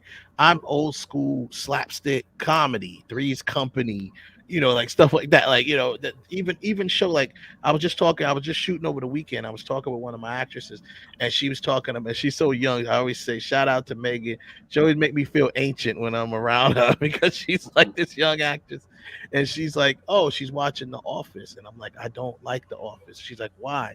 I said, I don't think it's funny. And she's like, oh, it's hilarious. I'm like, maybe it's just that style I don't think is funny. Like I like stuff like The Honeymooners or Three's Company. Hey, look, sitcoms. I'm adamant. Comedies, right? I don't think personally. I have yet to find Seinfeld funny. Seinfeld or Friends. I don't think they're funny. I mean, I hear people saying that it's so outrageous. I'm like, funny to me because I think it's it's a sarcastic type of humor. It's very sarcastic. That's my second language. Sorry, well, that's my third language. My third language is sarcasm. I speak English, I speak movie quotes, and I speak sarcasm. And right now I'm doing a series sort of like on the Larry David line, where like I say he doesn't want a lot of music, but it's and it's an African American series, but it's funny. This one is funny. Yeah. Put in 2 degrees. Joseph said no soup for you. No soup for you. Put in 2 degrees the series on YouTube. 2 degrees. 2 degrees. And man, you're gonna get a good laugh. That's the first episode, the first season. But the second season they're not gonna put on YouTube because he's going for he's gonna try to go for a deal.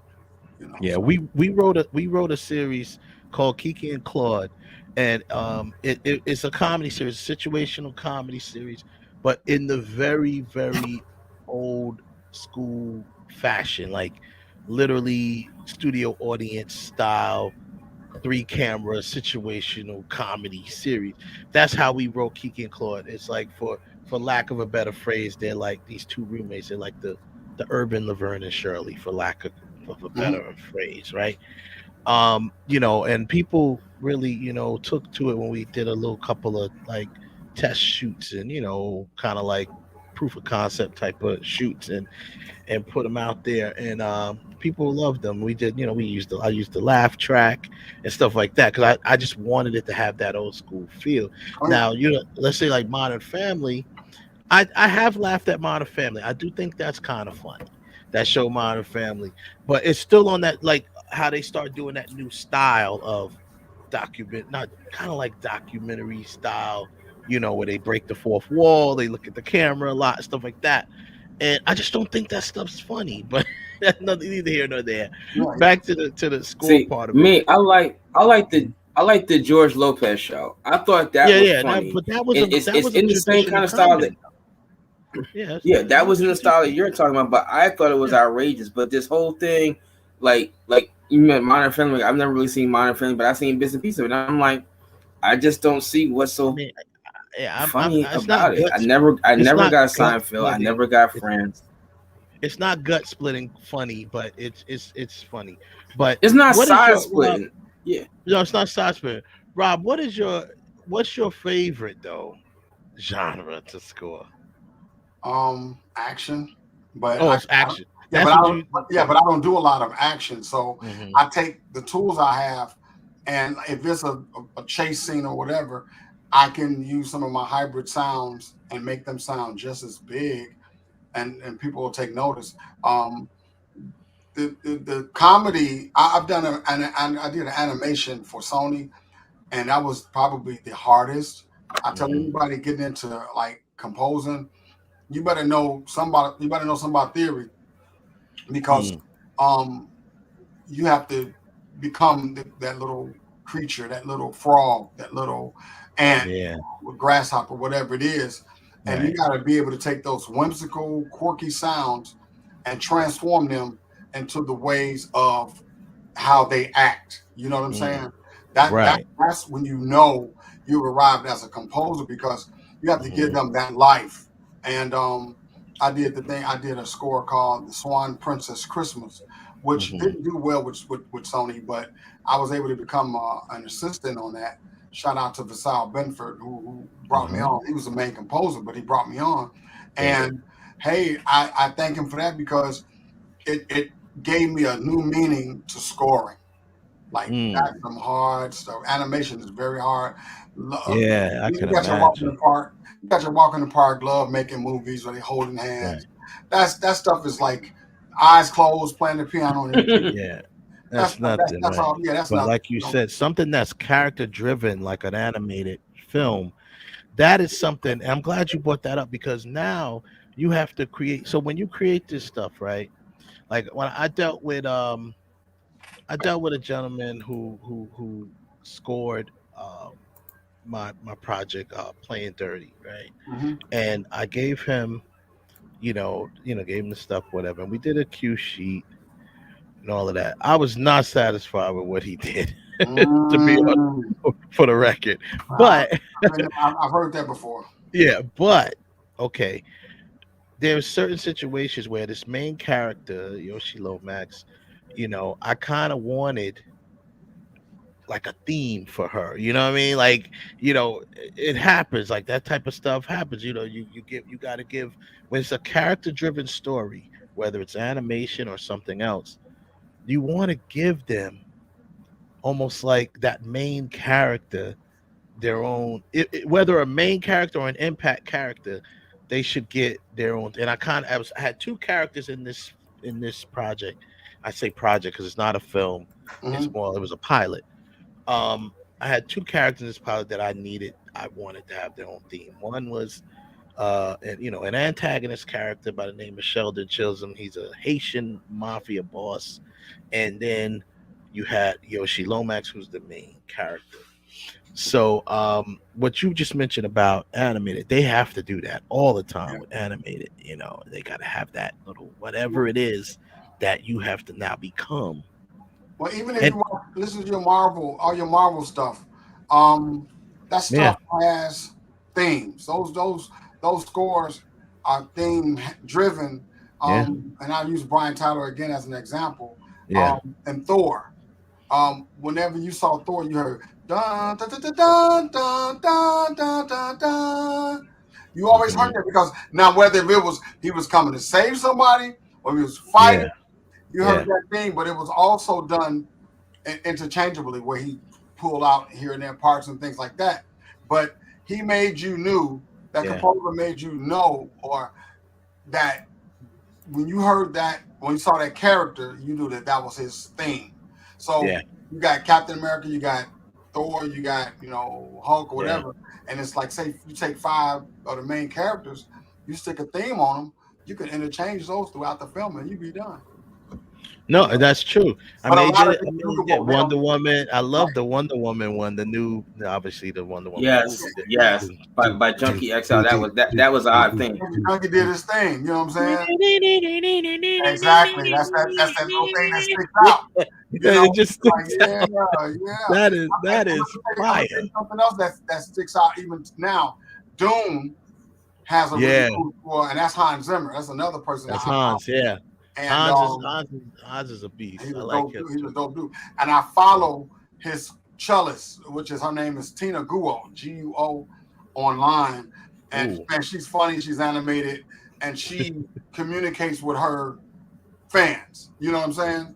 And she did the Dark Knight score. I don't have many, but I know she did The Dark Knight Rises. She did not Dark Knight Rises. She did Justice League. She did Justice League. Justice League, and she did some Dark Knight stuff too. So basically, when you hear when you see the Joker and you hear this violin and it's kind of like that's Hans doing his thing. Yeah, so she did the Joker. Yeah, so basically my thing is like to be able to watch a good movie and hear a good score and know that one of my favorite guys has done it. I'm like, wow. And now that I'm like just interacting with this girl, I bought her sound, her VSTs. And I just said yesterday that I was going to see what else she has out there that I can purchase because I like the sounds that she's putting out there. So would that help me in my scoring? Yes, of course it would. Just have to know how to use them, Yeah, I mean, so Yeah, but I love that you brought up about as a composer, and that's one big difference between a composer and, let's just say, and I'm not trying to down the music supervisor. He's a very important person Oh yes. in this process. But what I'm saying is the difference between it, because see, that composer, like you said, you have to kind of put yourself in that the shoes of that character to, I guess, to try to get you there on how you want to bring their theme to the table. And I tell you, that makes such a difference. Yes, sir. If we just talking about the Wonder Woman thing, when you hear that, it's just like, oh, it's on now. Let's get it.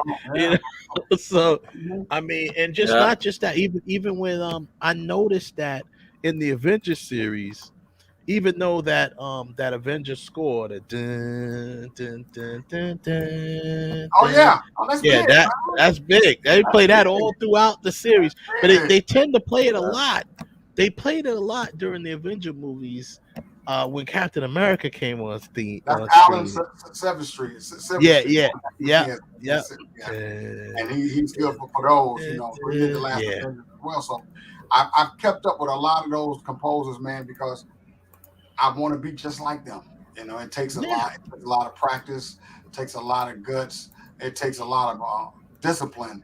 But I feel like I have what it takes to do what they're doing, because, hey man, I say hire me. I can knock it out. now, right now, the one I'm digging right now, and why I can't think of his name right now, but my man that did the Mandalorian theme. Yeah, I'm not. That not yeah. With him. Oh man, I'm gonna look his name up real quick, because the Mandalorian theme. Oh man, his name is wow. What is his name? Let me look at it real quick, because this dude is a beast. Ludwig. Oh, yeah, he did Black Panther. Yeah, Black Panther. Yeah, he works with. He got the Oscar.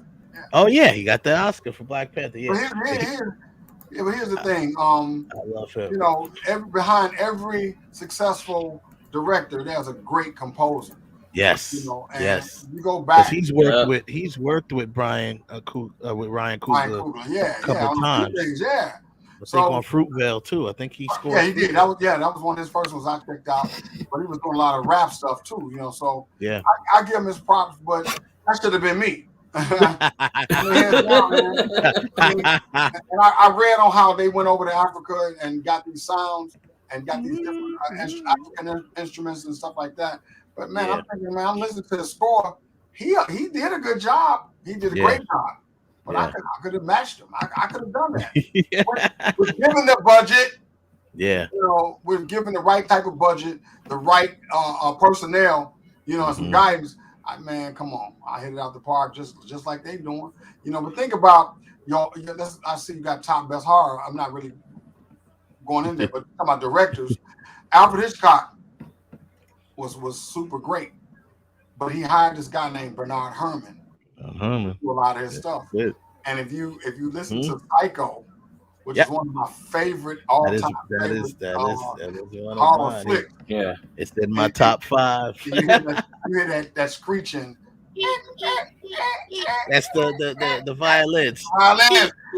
And I wound up buying a plug-in or VST that has that same sound in it. I haven't had a chance to use it, but that same, I guess if I can do, horror flick or whatever, something scary, I can use it.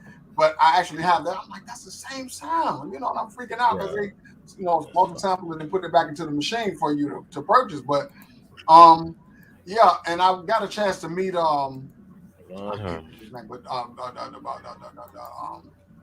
with the little cool glasses that does all the what's his name? Composer.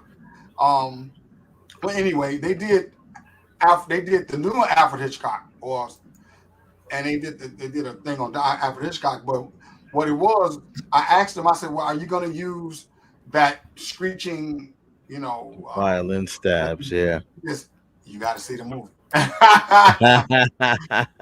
So yeah. He's definitely. I mean, you talk about that is an iconic horror theme song. Danny Elfman, I'm talking about. Oh, Danny Elfman. Yeah, he's like, he was with Oingo Boingo, but he told me, he said, you got to see the movie, and I did see it, but he didn't use that in there. But yeah, there are a lot of great producers or directors that have wound up with great composers. Look at Steven Spielberg, and he uses a lot of John Williams. Yeah, of course. Yeah. John Williams is like 95 years old. He's one of the best. Yeah. And I read some credits. Hey, wait, I read some early credits, and he did Lost in Space, the series back in the 60s one. Back in the day, what? But he was calling himself Bill. Oh, really? Not Bill, Bill Williams. Yeah, it was short. It was short. Yeah. Yeah. John, he was a short name he used. Johnny. That was what I said. Johnny. Oh, Johnny. Yeah, well, I mean, yeah. That sounds like a rock. Didn't Elfman named Johnny Williams with sitting there strumming a guitar. Danny Elfman did the original Batman, right? Didn't he do the original Batman? He did the original Batman. With Tim Burton. And he Spider-Man. does a lot of Burton stuff. He did a lot of Burton stuff. Yeah. See, so he was a Burton. He did Beetlejuice. Beetlejuice. Yeah. So my point. Every time you saw he did the Spider-Man trilogy, the original Spider-Man trilogy. On that Tim Burton. No, that was well, that was Elfman who scored that. Elfman scored it, but it was somebody else that did. That was Sam Raimi who did those. Sam Raimi, but that was good deal. Now, when you watch, who was this? Another great. They use Nolan. Oh yeah, Christopher Nolan. Zimmer. Hans Zimmer. Hans Zimmer all day long. Yeah. One of my guys. I'm trying to get him on here. One of the graduates from my school from Full Sail. What is his name right now? I can't think of his name right now. Izzo, Gary Rizzo. He does a lot of the sound mixing. He works with Nolan all the time. Good deal. Yeah. He actually has 2 Oscars working with Nolan. He got, I think, for Dunkirk. And then for Inception. Inception was bomb. Man, that's on time. That starts a movie that they keep playing throughout the entire movie. It's like really haunting. Yeah. Like I don't understand. Excuse me, cutting you off. I thought I sent you over some scores, didn't I? Did you? I didn't. Did you? I thought I sent over some scores or something like that, but that time, oh my God, I wrote a song similar to it, and oh man, I used it in somebody's wedding too. Wow! Arranged it differently. That's I put it in there, and they loved it. That's awesome, man. Yeah. So I mean, what I want to do is obviously, to kind of put a wrap on the conversation for the people who really, I always go back to our audience, right? Because there'll be filmmakers that watch this, and hopefully they'll get a change of heart if they weren't thinking about hiring a composer, because it is very important. If you take some of that score music out of I remember when I used to teach film, and I used to do when we talked about score. I used to do an example where I would take a film, like we were talking about scoring and sound design. We talking about sound, period. But how important sound as a whole is. I would take like Halloween and rip the sound from it, and then I'd play it. And people sit there watching, and they're not getting scared. And I'm like, you're not getting scared because there's no score to tell you when to get scared. And that's like Jaws. That is just like Jaws. Without that bass coming in, the shark is not. The threat of the shark is not scary. Yeah, it's not there. So even if it just happens, upright bases, jump. Yeah. Jump. I use that a lot. Somebody said, "What do you do? I score." Well, scoring is, and I give them the Jaws example. Yeah, that's a score exactly. So I mean, it's just the fact that it evokes emotion. Would you feel the same about Rocky if the was never there. You know what I mean? It makes you feel a certain way. It makes you feel something, right? Yeah. So when people I did this test with my students and I ripped the sound from Halloween. I played it and they were sitting there watching it and they're like, and then he comes out and he kills the guy and they just saw it. They just watched it.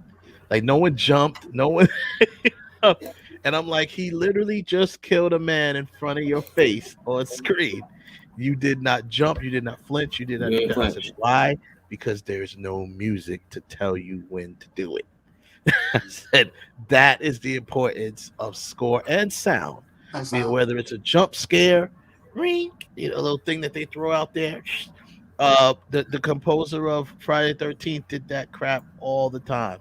Wink. It is nothing. You're like, oh, it's like so that right there shows the importance. It really is helping dictate the movie, so to speak, the emotion of the movie. And then another thing too is that I like to use deceptive cadences. Yeah. And that means that when you think you're about to be attacked by the person or whatever, you do it beforehand. And you jump the audience ahead of time. And then you come back, within maybe a few seconds more, and then you add that. So you're giving them an anticipation where you do it, and then they're going, "Oh my God, no, nothing happened." Like somebody might uncover something and it's not there. Like it was just a bird or whatever. And it comes back and it's the monster or whatever. Yeah, exactly. No, I know what you mean, and that's the whole point.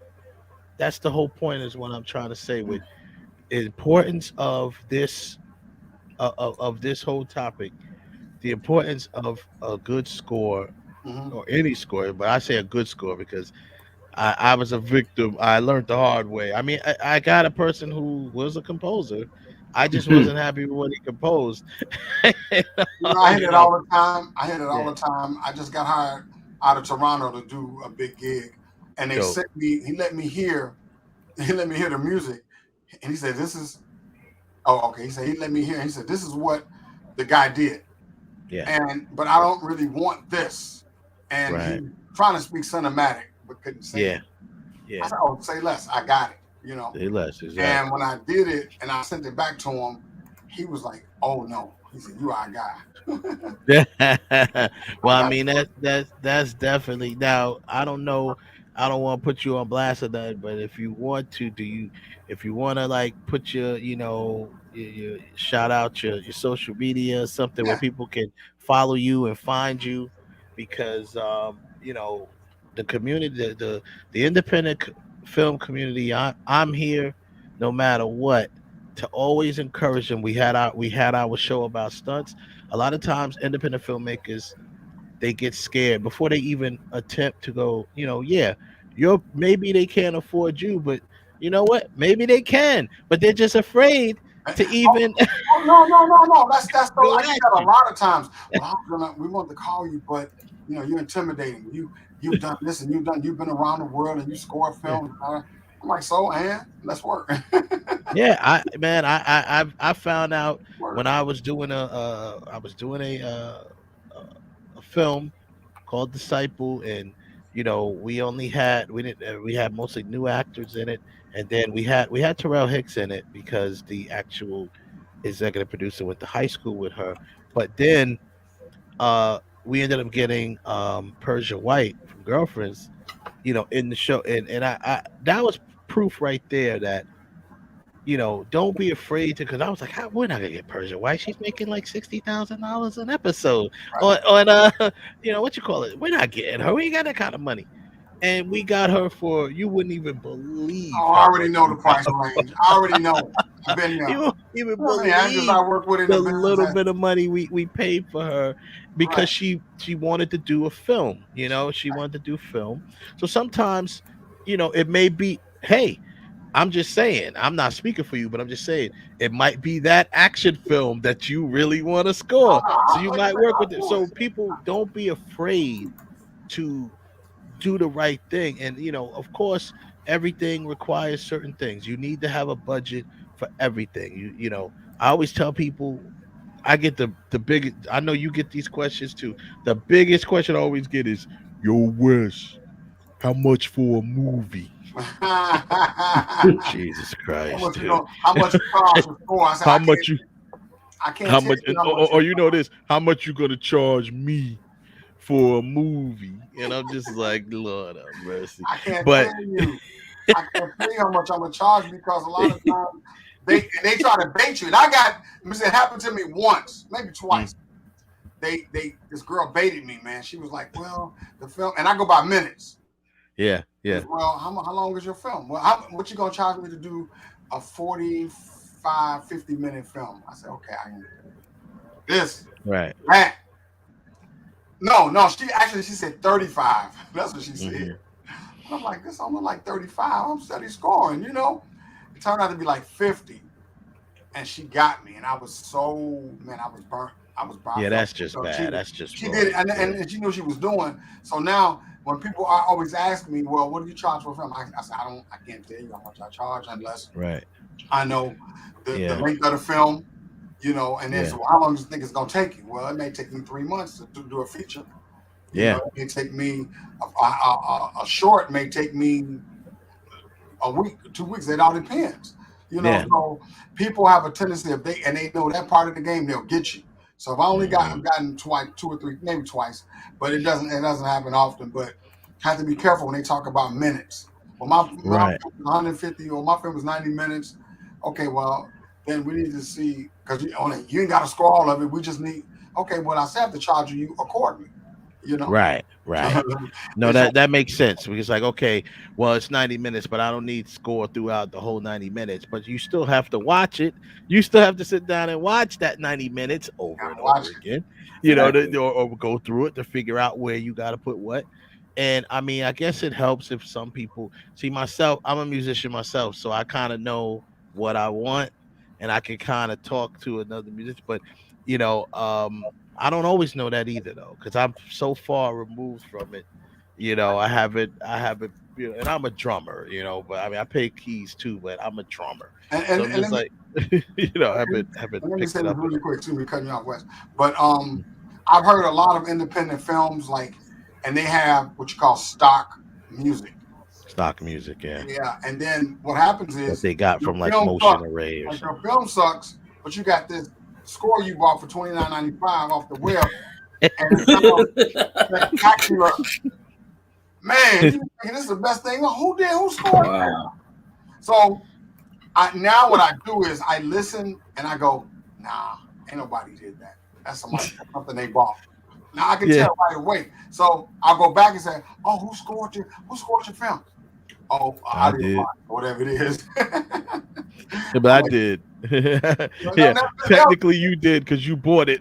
They don't use it. We didn't use a real composer. We just got this some audio blocks or whatever the company you know they're using.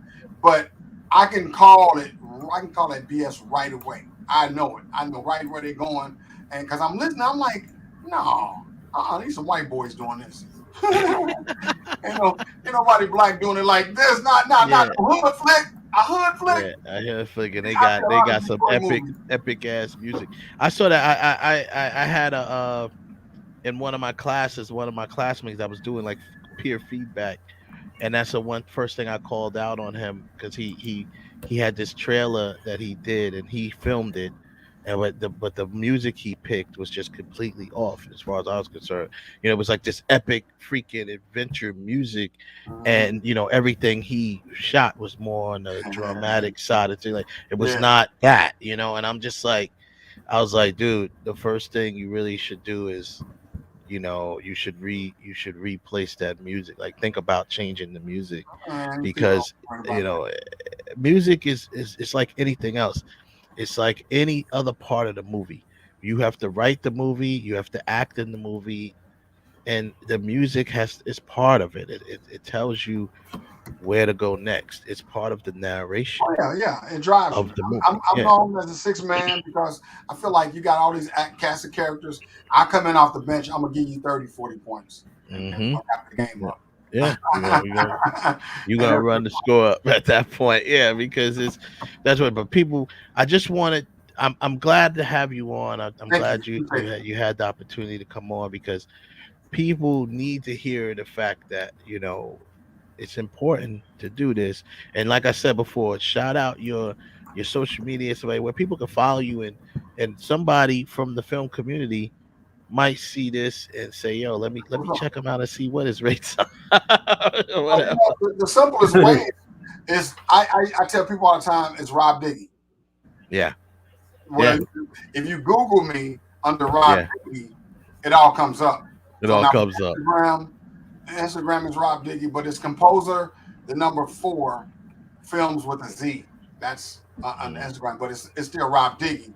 You can find me under both because it's connected to Facebook. Facebook is also Rob Diggy. My LinkedIn is Rob Diggy. My IMDb is Robert, which I don't like to use Robert a lot. Diggy Morrison, and my mom hates Diggy, Rob Diggy. Shout out to my mother. Shout out to old moms. Shout out to my mom. My birthday She's is like, boy, I didn't name you Diggy. She don't like that. Mike Dunn, DJ, worldwide DJ in Chicago, named me Rob Diggy years ago after I was Rob Dog in college. Oh, by the way, let me give me a shameless plug, but it's in the room right now. Get it. But I was inducted into the Hall of Fame this weekend, this last weekend at the University of Arkansas at Pine Bluff, UAPB, Golden Lions. So I'm a Hall of Famer, which now I'm going to have a platform to be able to speak to young people and talk to them about the importance of coming to HBCU school and the importance of maybe even joining a band like I did and becoming a success in that area. So I want to shout out my school. Oh, that's awesome, man! Congratulations. Thank you. Congratulations, man. I mean, I'm striving to do the same thing for my school, man. We have a Hall of Fame at Full Sail, and there's a lot of big shoes over there. You got people over there that's doing their thing, man. My man Stephen Beers, shout out to him. He's a Hall of Famer at Full Sail, and he pretty much runs HBO. Like he was there. Yeah. He helped start Game of Thrones. You know what I mean? There you go. So you surprised about the behind the scenes stuff. So yeah, but it's definitely, man. But we appreciate you coming on, man. And thanks, man. We'll get you back on too, man. Whenever once you come on, you're a friend of the show, so you can come on at any time, man. All right, well, thank you. I appreciate it. Just let me know what's good, and I'm ready to roll. Thank you, Rob. Have a good one. Thank you. Have a good night. Thank you, Rob. And Kev, lucky this was my day off, so I've just been here chilling. Yes. I bought a program today, and the program took 6 hours to load. Yeah. So all I can do now is sit around and watch the game and watch the basketball game. So you got a chance to talk. It's ready. It was ready. But I think just before you guys came on, it says it was ready. I clicked off and just going and assign it, and it's ready. I can play with it all night. I'm gonna say you couldn't even play with it. You had to come on that show then. 6 hours, man, waiting something like that. And there's I think 25 gigs or something like that. So. Oh wow. Jeez. Yeah, man. That's what's up. Well, enjoy. Have fun, and we will talk to you soon, man. Thank you very much, man. Thank you guys so much. Have a good night. I hope to talk to you guys soon. And one more thing, let me know when you ever need me to come back and talk to a group or whatever. Any one of you guys, just let me know. And I'm more than willing to come back and talk to a group of students or whatever it is. I do it all the time. Perfect. Cool beans, perfect, bro. Thank you, bro. Bless you, brother. Have a good one. Have a good night. Rob Diggy in the building. Yeah, man. It's like scoring. I learned the hard way. Not the hard way. Because I did get a person who he called himself a composer, but he wasn't. He really didn't compose what I wanted, and I should have been a little more. Because the reason why I say the hard way is because I should have been more vocal about what I exactly wanted, because it was my first time working with a composer. That was my first time ever even laying eyes on a cue sheet. And for like the people who may have missed that, don't know what a cue sheet is basically, you're basically filling out the parts where music should be basically in your film. by the minutes. So going by whatever the time or whatever it's on there. So at 5 minutes into the film, this event happens, and this is where I need music here, and I need music there, and these are the things. And sometimes it might change. The composer might say, you don't really need music there, and then you take their word for it and say, okay, cool. But I'm glad he mentioned some good people, man, with the movie scores. The Psycho movie score is in my top 5. Anyway, that's in my top 3 actually. That's just I mean, let's get it. You when I was going through doing the research for this, man, I came across so many scores that I forgot. Was so good. Horror film scores. And I came across a lot of them that I forgot. How the hell could I forget The Omen? I was going through all of these things and I was like, holy crap. Because I think I kind of forgot The Omen because The Omen has like voices in it. You know what I mean? So it's like,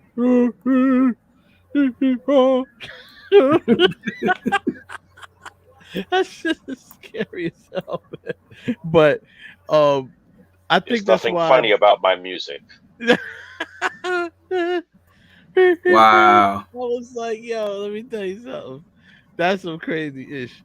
But that's definitely out there, man. It's one of the ones. Psycho has gotta be, I think Psycho has to be in my top 3. It's just so, like we talked about with those violin hits. And then And that's the funny thing is that that's the funny part with that is that Hitchcock didn't even want it in the movie. Nope, he didn't even want it in the movie. Didn't even want it in the movie. But I mean, the full score is still dope. And then Busta Rhymes sampled that part for one of his songs. And I'm just like, that's fire. You know what? Another one is another big one that I have forgot about. Simple, but very effective. The score from The Thing. John Carpenter's The Thing. Doom doom doom doom doom doom doom doom. That's all it was. Doom doom doom doom. It had this bass that's hitting, and it just like it was very effective, especially for what it was. That score was just awesome. But before we end the show, obviously we want to switch gears to talk about the Rust incident real quick. So I mean, obviously that's been the talk of everything the last few days, and there's it's slowly unfolding. The truth is slowly emerging as to what's happening, what's happened on the set of that of that film.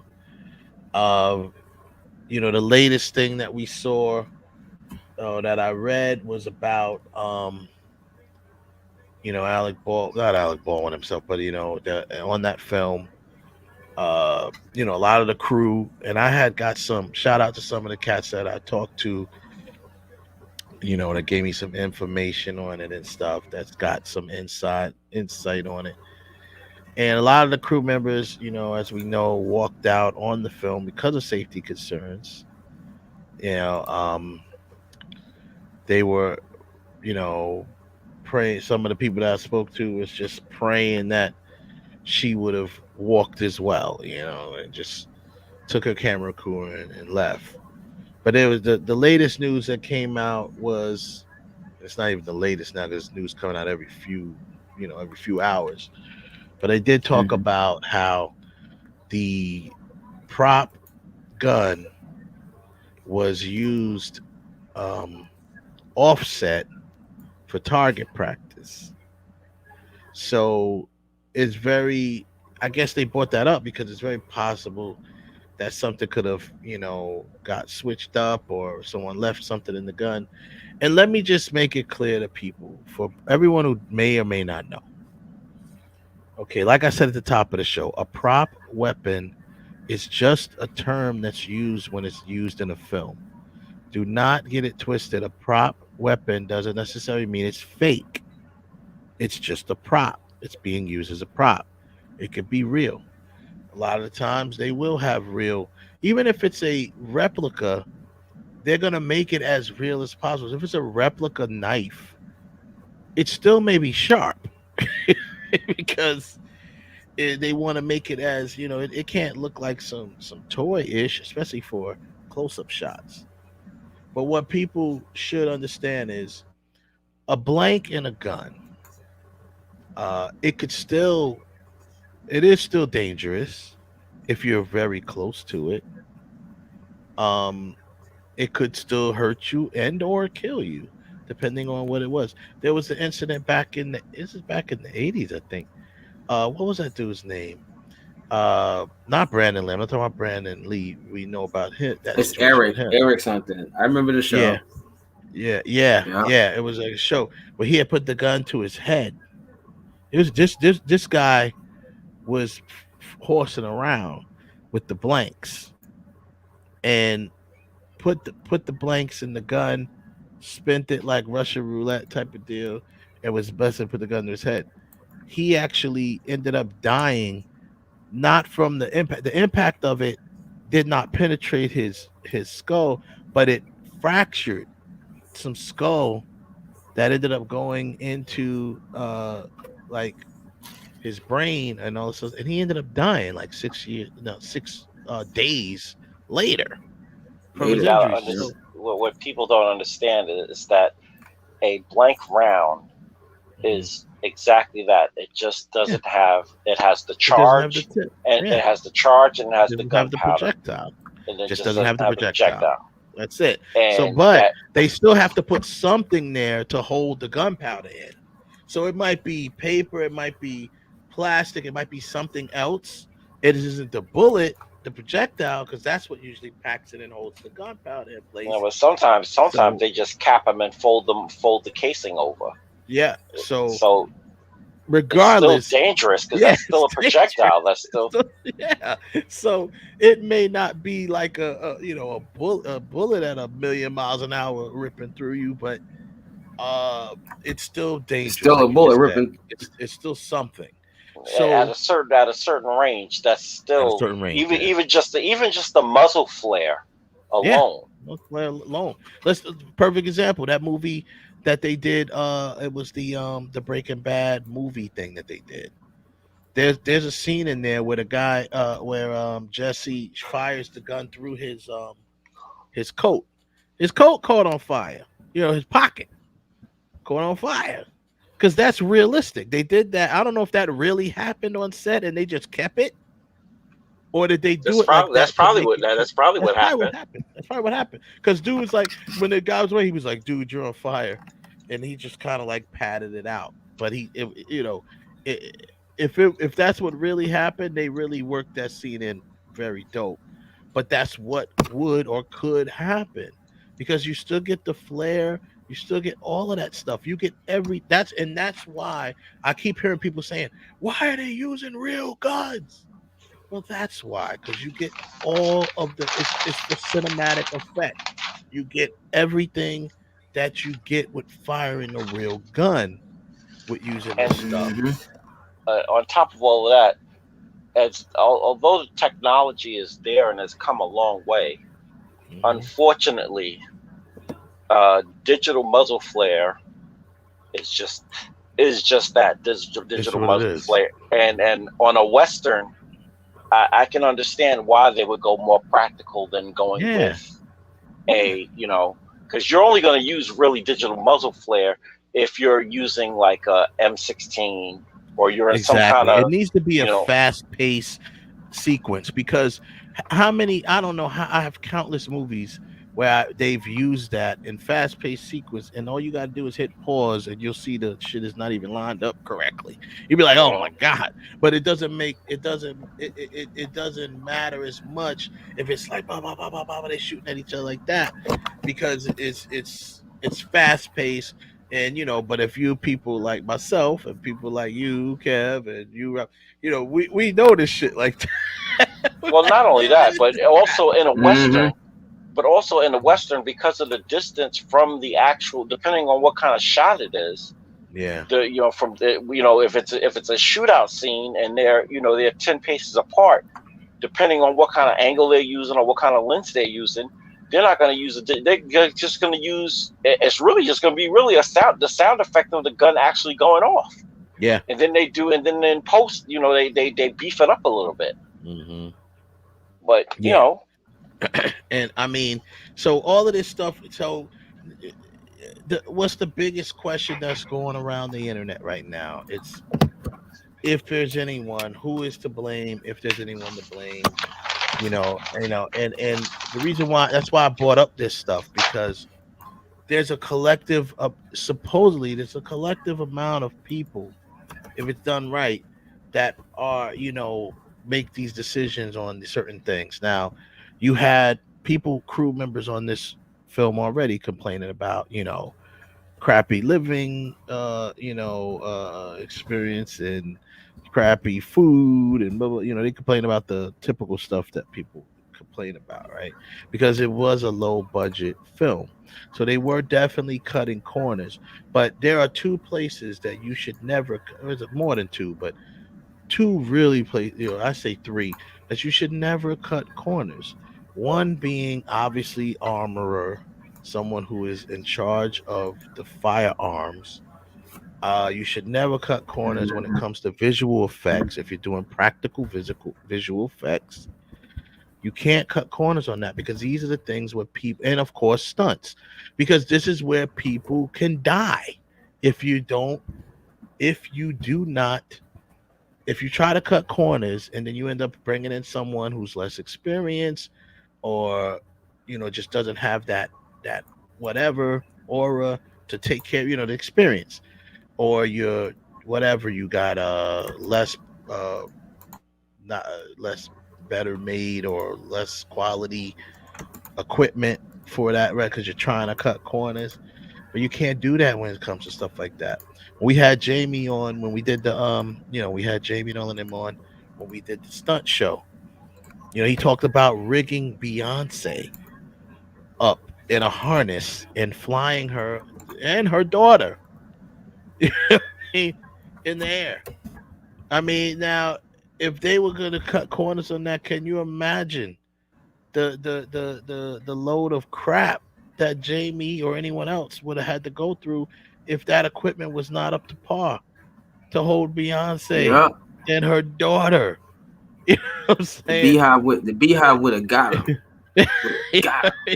He wouldn't have made it out of the damn studio probably. But the whole point is, these are places you just can't cut the corners, right? So they were talking about low budget. So because of that, is probably why they hired Hannah, I think her name is Hannah, right? Hannah Reed, say, as opposed to her father. Her father, who is a veteran armorer who worked on films like Django Unchained and things like that. Her father is a veteran in the game, 20, 30 years experience doing this. She is just got in it, Thel Reed is her father. She's only done one job before this one. That was the film called The Old Way with Nick Cage. Right? That was her first film. And she talked about it on a show where she basically was like, yeah, I'm very nervous. I'm not sure if I'm ready. Blah, blah, blah, which is okay. I guess that's normal. I don't think I would have said that on the air, but yeah, it's normal. I certainly would have said that on the air. I would have said that on the air, but yeah, she was trying to be honest or whatever. But now that is, they're bringing that back to kind of haunt her, right? And And don't get me wrong, by no means am I putting this whole thing on her. I'm just saying all of it goes in conjunction. It was told as stories come out, they're like, oh, the assistant director, the AD handed Alec Baldwin the gun. Well, why the hell is the AD even handing Alec Baldwin the gun? The AD should not have been handing Alec Baldwin the gun. He shouldn't even have been handling the gun and handing it to the actor. That's her job. That's why they hired Hannah Reed. It's her job to take that gun and clear it and make sure it's right and safe before she puts it in the hands of the star of the film. Of all people, but any actor for that matter. Actors are we see what we see on screen because it's movie magic. These actors don't know how to do this stuff. Half the time they don't know crap from crap how to do anything. They have to be trained. That's why you go through weeks, sometimes months, sometimes of training when you're gonna and just think about this. Like Halle Berry, for instance, she had to train when she did John Wick.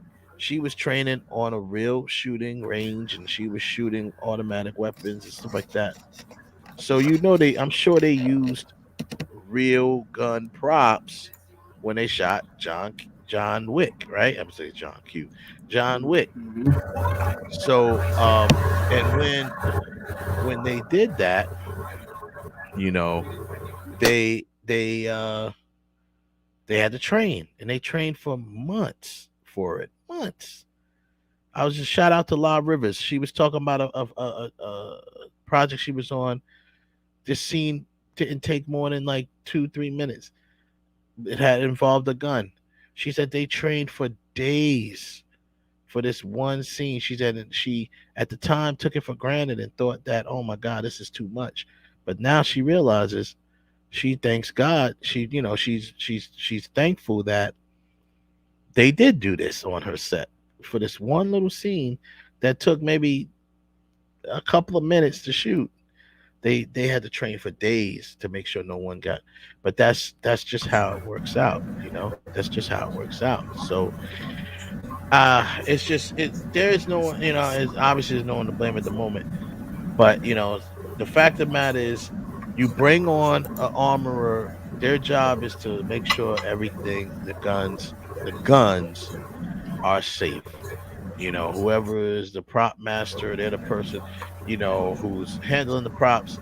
But like I said, there's reports that this film is very low budget and, did try to cut quite a few corners in certain areas. But those are not the areas you should be cutting corners.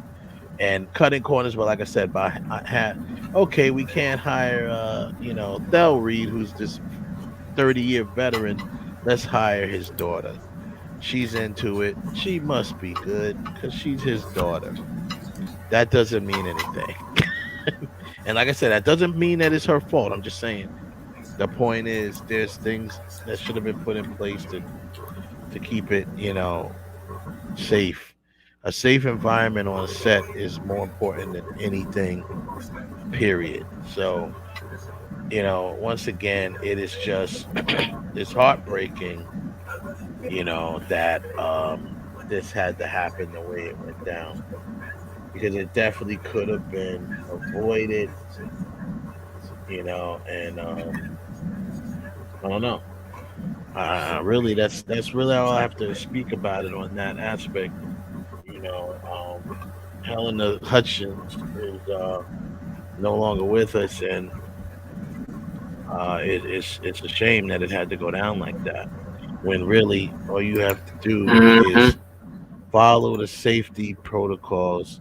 If you're doing a film that involves any sort of danger, but even with stunts, if you want to get like Rob was saying, you want to get Pookie from down the street. Yeah, he was he used to do this. He's very athletic. Nah, son. You know what I'm saying? That ain't right. But then when Pookie get out there and fall and break his neck, You know what I'm saying? Okay. Yeah, I don't know Now nothing. right now you don't want to know nothing. So I just think, to put a cap on it, we'll keep following it as it unfolds. I'm not gonna harp on it all night. We keep following it as it unfolds. We keep following it, but you just got to. Safety is so important when it comes to film, when it comes to anything, but when it comes to making a film, safety is very, very, very important. Kev said, when we did our first film together, when we did the trade off, we had some gun props on set, and we were one of those productions that couldn't afford to get a separate gun handler or anything like that. But I know Kev himself, we had talks with the cast and whoever was going to handle the gun, even if they knew or thought they knew how to handle guns. We only had BB guns. Yeah, and we only had still, BB guns, but I ran the whole spiel as if it was they were real guns. Yeah, as if they were real guns. You just because no matter what, a BB gun fired at close range could kill somebody if it's hitting the right spot. And mind you, the air canisters weren't in there. There were no BBs in there. There were no pellets in there. All of them were empty. But still, doesn't matter. When not shooting, keep your weapon pointed at the ground. Do not point your weapon in nobody's face. Keep your finger out of the trigger well. Yeah. Until instructed to do so. It's just basic shit. Like, you're not playing around on set. It's like, it's. And it's funny you said that, using the word playing around, because let's be honest, every independent filmmaker that's watching this right now will understand what I'm about to say. Actors, for whatever reason, the first thing they want to do when they grab a gun prop is point it at something. That's the first thing. Or someone. I'm like, yo, bro, relax. You know what I mean? It's the first thing you want to do. Well, I just recently was shooting something with Kiki Swinson. Shout out to Kiki Swinson. And we had my boy, shout out to my man Deuce, who let me use some, gun props and guns to make for props. And, when his wife hands me the gun, she said the shit low. She had two in the chamber. She had one in the chamber. You know what I mean? Like, so my very first instinct from knowing how to handle a gun is to clear the goddamn gun. I'm clearing the chamber. I'm clearing the clip. Taking everything out. And I'm like, take the clip out. Yeah, take it out. Exactly. Take it out. Take the clip out. Yeah. Check the chamber. Make sure it's nothing there. So, yeah, I mean, it's basic stuff that people don't realize. First and foremost, anytime if you're handling a gun between two people, first and foremost, the safety is supposed to be on. Yeah, safety. Unless you're dealing with a revolver, because obviously revolvers don't have safeties like that. Yeah. But if you're dealing with any kind of automatic handgun or semi-automatic gun, the safety needs to be engaged. I mean, and like I said, you never have whenever you're handling the gun, the muzzle is always pointed towards the ground. And your finger is never in the trigger well until action is called. And even then, if you notice in every film that you've ever seen, even look at Jamie Foxx's movies, a lot of the movies that he was in. If you look at him when he's about to engage a suspect or whatever he's about to do, his finger is outside the trigger well. It's not inside of the trigger well until the sequence is actually in play. Yeah. If the sequence is not in play, your hand's not in the trigger well, and as not known to announce to people, but when you're on set, especially if they're using digital muzzle flares. Listen, the weapon is on safety, and it's not. And in most cases, to be honest with you, there's not even live ammunition in the gun. There may be clips and everything in the gun as props, but for the most part, those guns, the barrels are 9 times out of 10, the barrel itself is usually blocked in with something. There's there's usually something that blocks it in, and you can't see it because the camera's not normally pointing down directly down the barrel of a gun unless a scene calls for it. So you never really notice it. But which the barrels, ironically our scene called for that. Remember when we when she so said, that was a close-up shot of the gun, and when we racked from the gun to her, when Katie, shout out to Katie Mack, when we did that scene. But that's in a lot of cases that's not the case. But you got a safety protocol. So for this to be even though it's considered, let's be honest, in Hollywood, low budget, they consider low budget as anything under $2 million. So I don't know if they spent $2 million, they were spending $2 million on this, but even if it was $1 million, whatever, the bottom line is a budgeted film, whether it be low or not, a budgeted film that's going to be a film that's produced from quote unquote Hollywood or whatever, has no business cutting those type of corners or anything like that, and it has no business being not safe, because you're losing crew members walking out on the whole shebang. that should tell you, that in itself should be a red flag.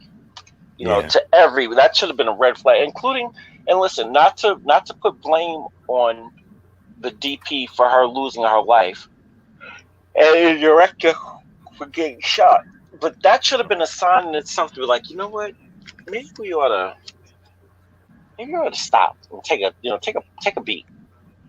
Let's reevaluate what's going on here. It's just we gotta evaluate the people around us if they're doing their jobs properly. If not, and knowing her, not knowing her, I shouldn't say that, but if she is, I'll put it like this: I'm going to go out on a limb and make the assumption, if she is like how most people are in Hollywood that actually give a damn about their people, she's probably like, you know what, my crew, they need this payday.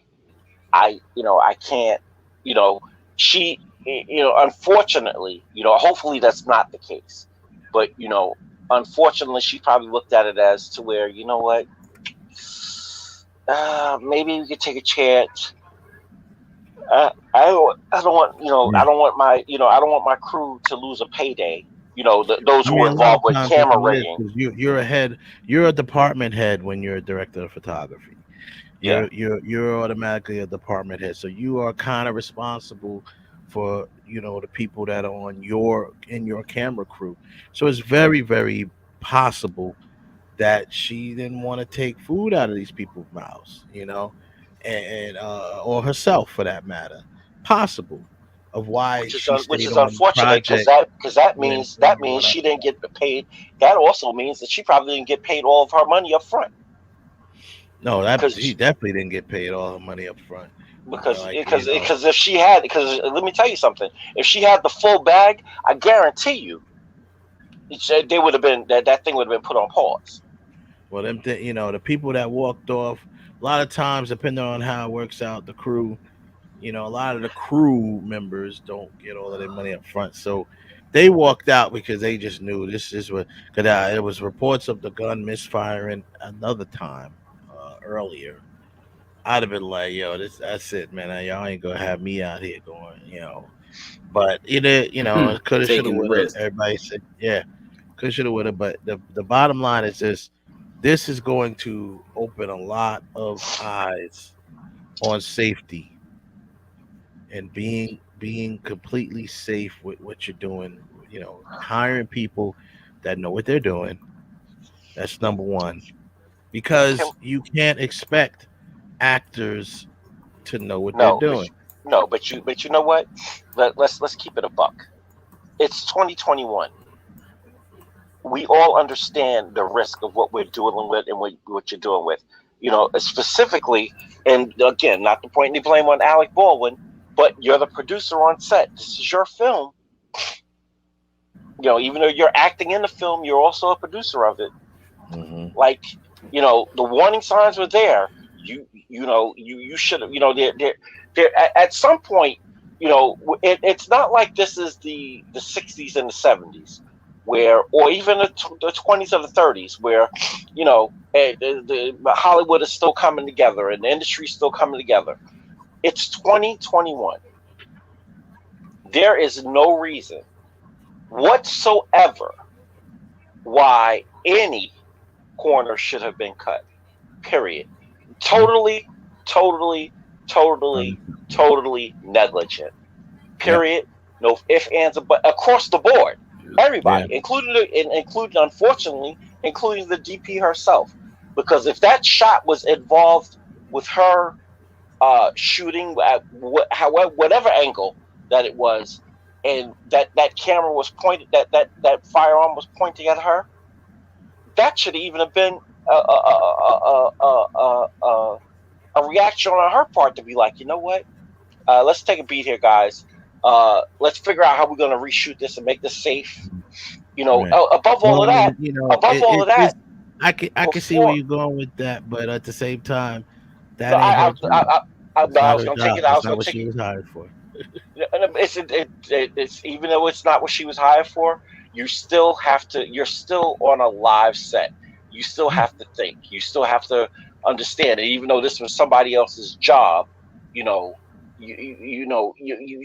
again, we don't know the situation of how it was set up, but mainly also, who was toying around with that? Who took that gun off set and brought it back on set and didn't empty the chambers? It was a revolver.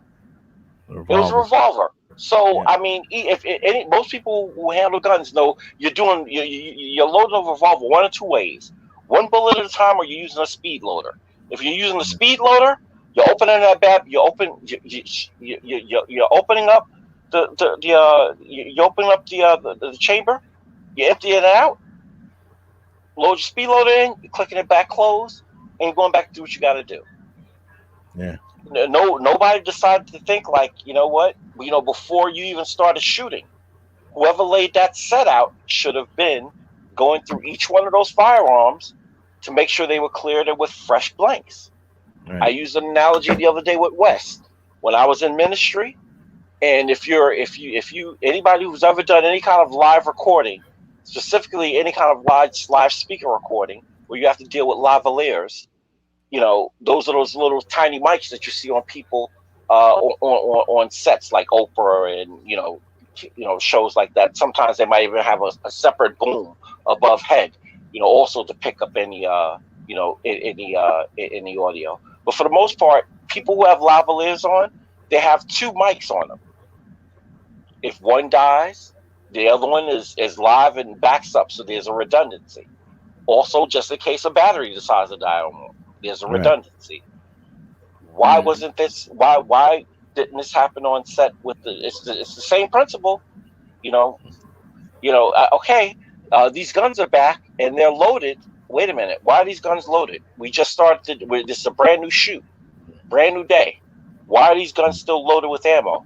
At the end of the night, those guns are supposed to be disarmed, broken down, and put away. Even on some sets, they even pull the firing pins. Yeah. In some cases. Well, I mean, it like I said, it goes back to a few things, but let's not forget, when like I said, even though it's been listed or called a quote unquote low budget film, but a low budget film in the Hollywood standards is still $1 million or more, right? So my point is, these films, any film crew, not thinking as an independent filmmaker, because we wear a lot of hats. That's not necessarily the case when it comes to a fully budgeted film. Everybody's in their lane. Everyone has their lane, and everyone is worrying about their job that they have to do for their lane. So that's the point of hiring a prop master. That's the point of hiring a armorer, someone who that's their job. And why didn't even one of the stunt people didn't even speak up to be like? Well, I mean, like I said, because that's not their job. Their job is stunts.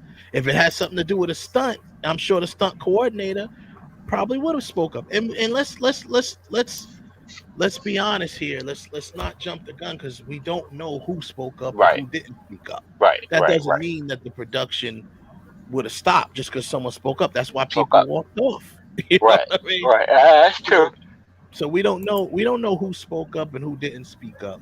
But the bottom line is it is your job. And if you want to say with Alec Baldwin, you as a producer, it is your job to make sure the people that are in place should be doing their jobs. I'm not even going to say it's your job to walk around and say who's safe, what's what, because you shouldn't have to do that. You should have hired the right people to take care of that, because let's be honest, no producer walks around set saying what's safe, because they don't. That's not what they do. They're going to hire the right people to facilitate take care of that, to take care of it. Exactly. It's like any other working piece in a big machine that works together. That's a film set. A film set is a big machine that works together. You have in a corporation, you have the marketing department. They're not worrying about what's going on in production. They're not worrying about what's going on down in the mail room. You know what I'm saying? They're worrying about marketing. Exactly. And that's who they're going. If you take a big corporation, so you have that. Those different departments. That's the whole point of having departments. So her department was armorer, and she should have been the one. And someone brought this up. I forgot who said it. They made a good present. The one thing about not having an experienced armorer, you got that 30-year vet, that's gonna scream on you if you come anywhere near the guns. Don't touch those guns. Well, you need that person sometimes, because that new person may not be that person.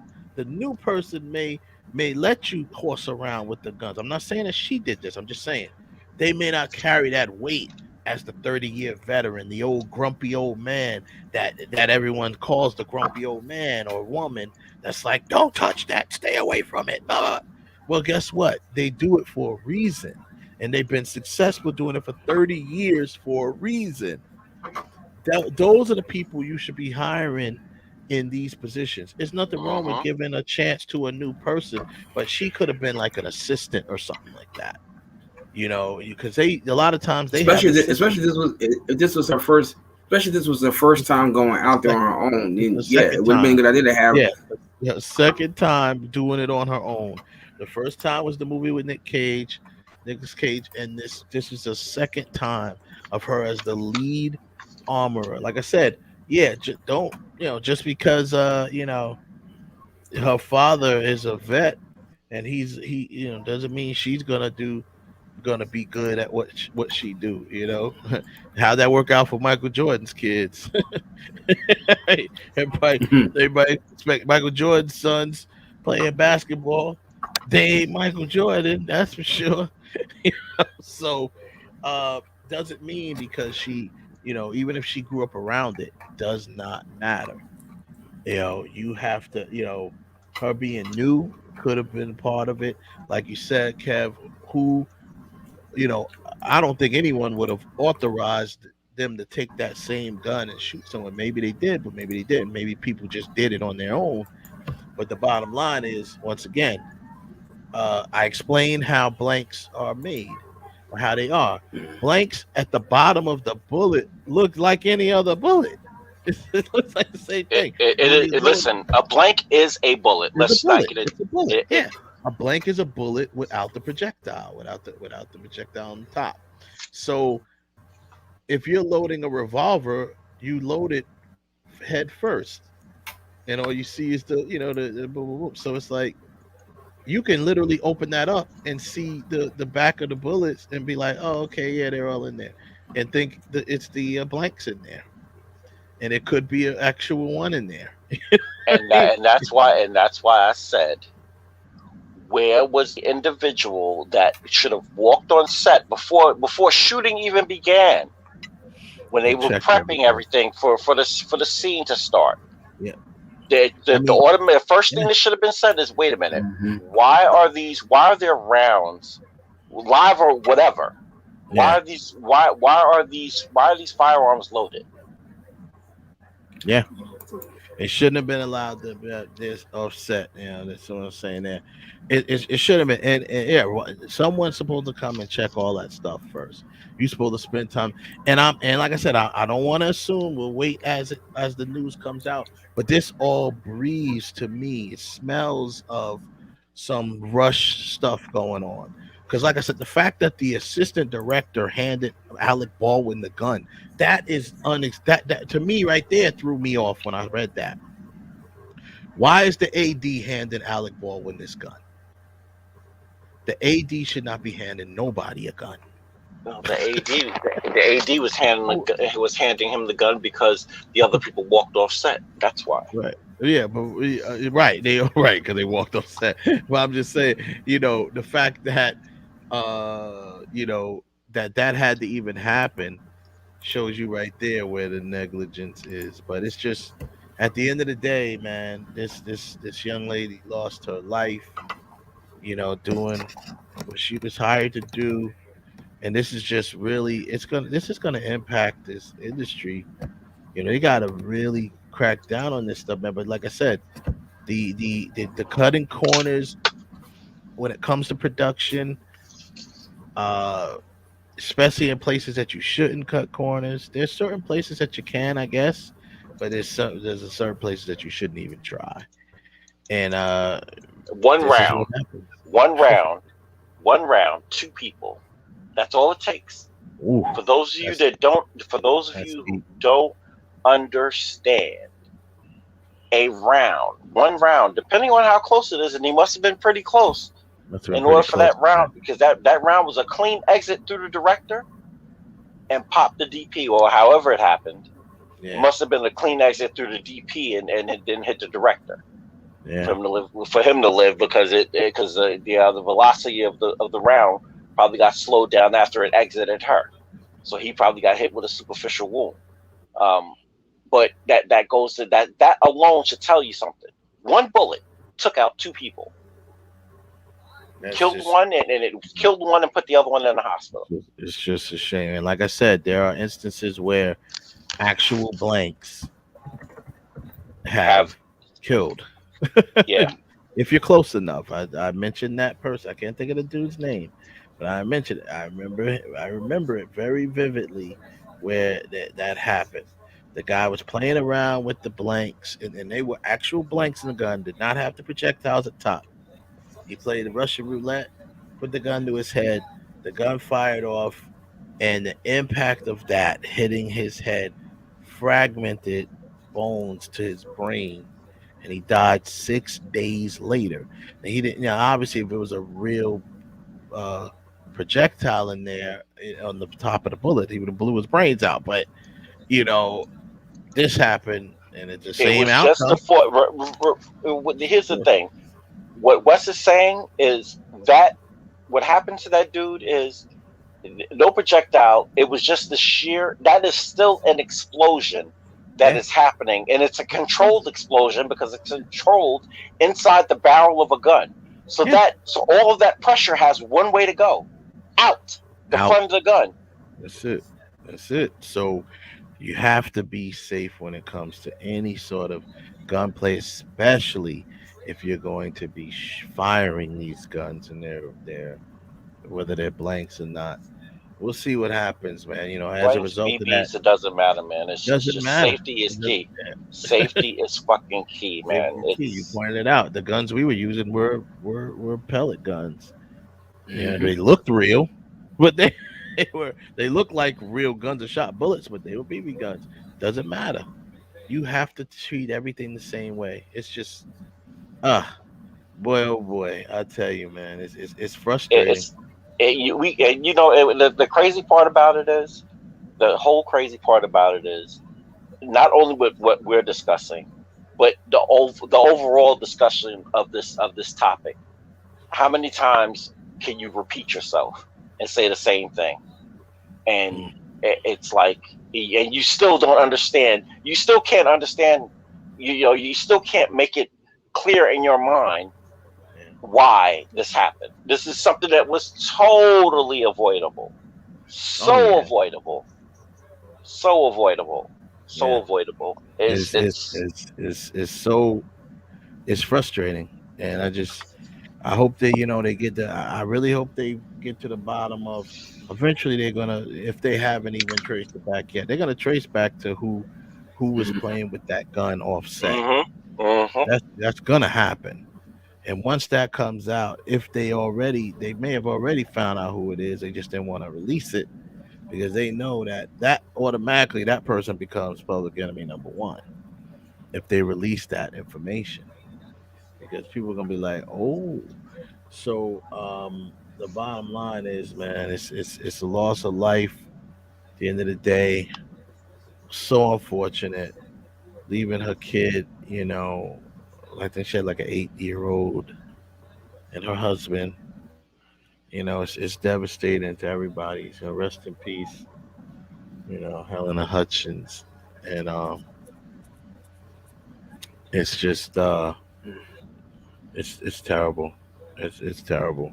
But yeah, man, let's just hope that, safety prevails going forward and people do, yes, these type of things don't happen all the time. It hasn't happened, a whole lot in our history, but in our lifetime, we've seen quite a few already. And it's Like I too said, many. this is not the yeah. This is not the.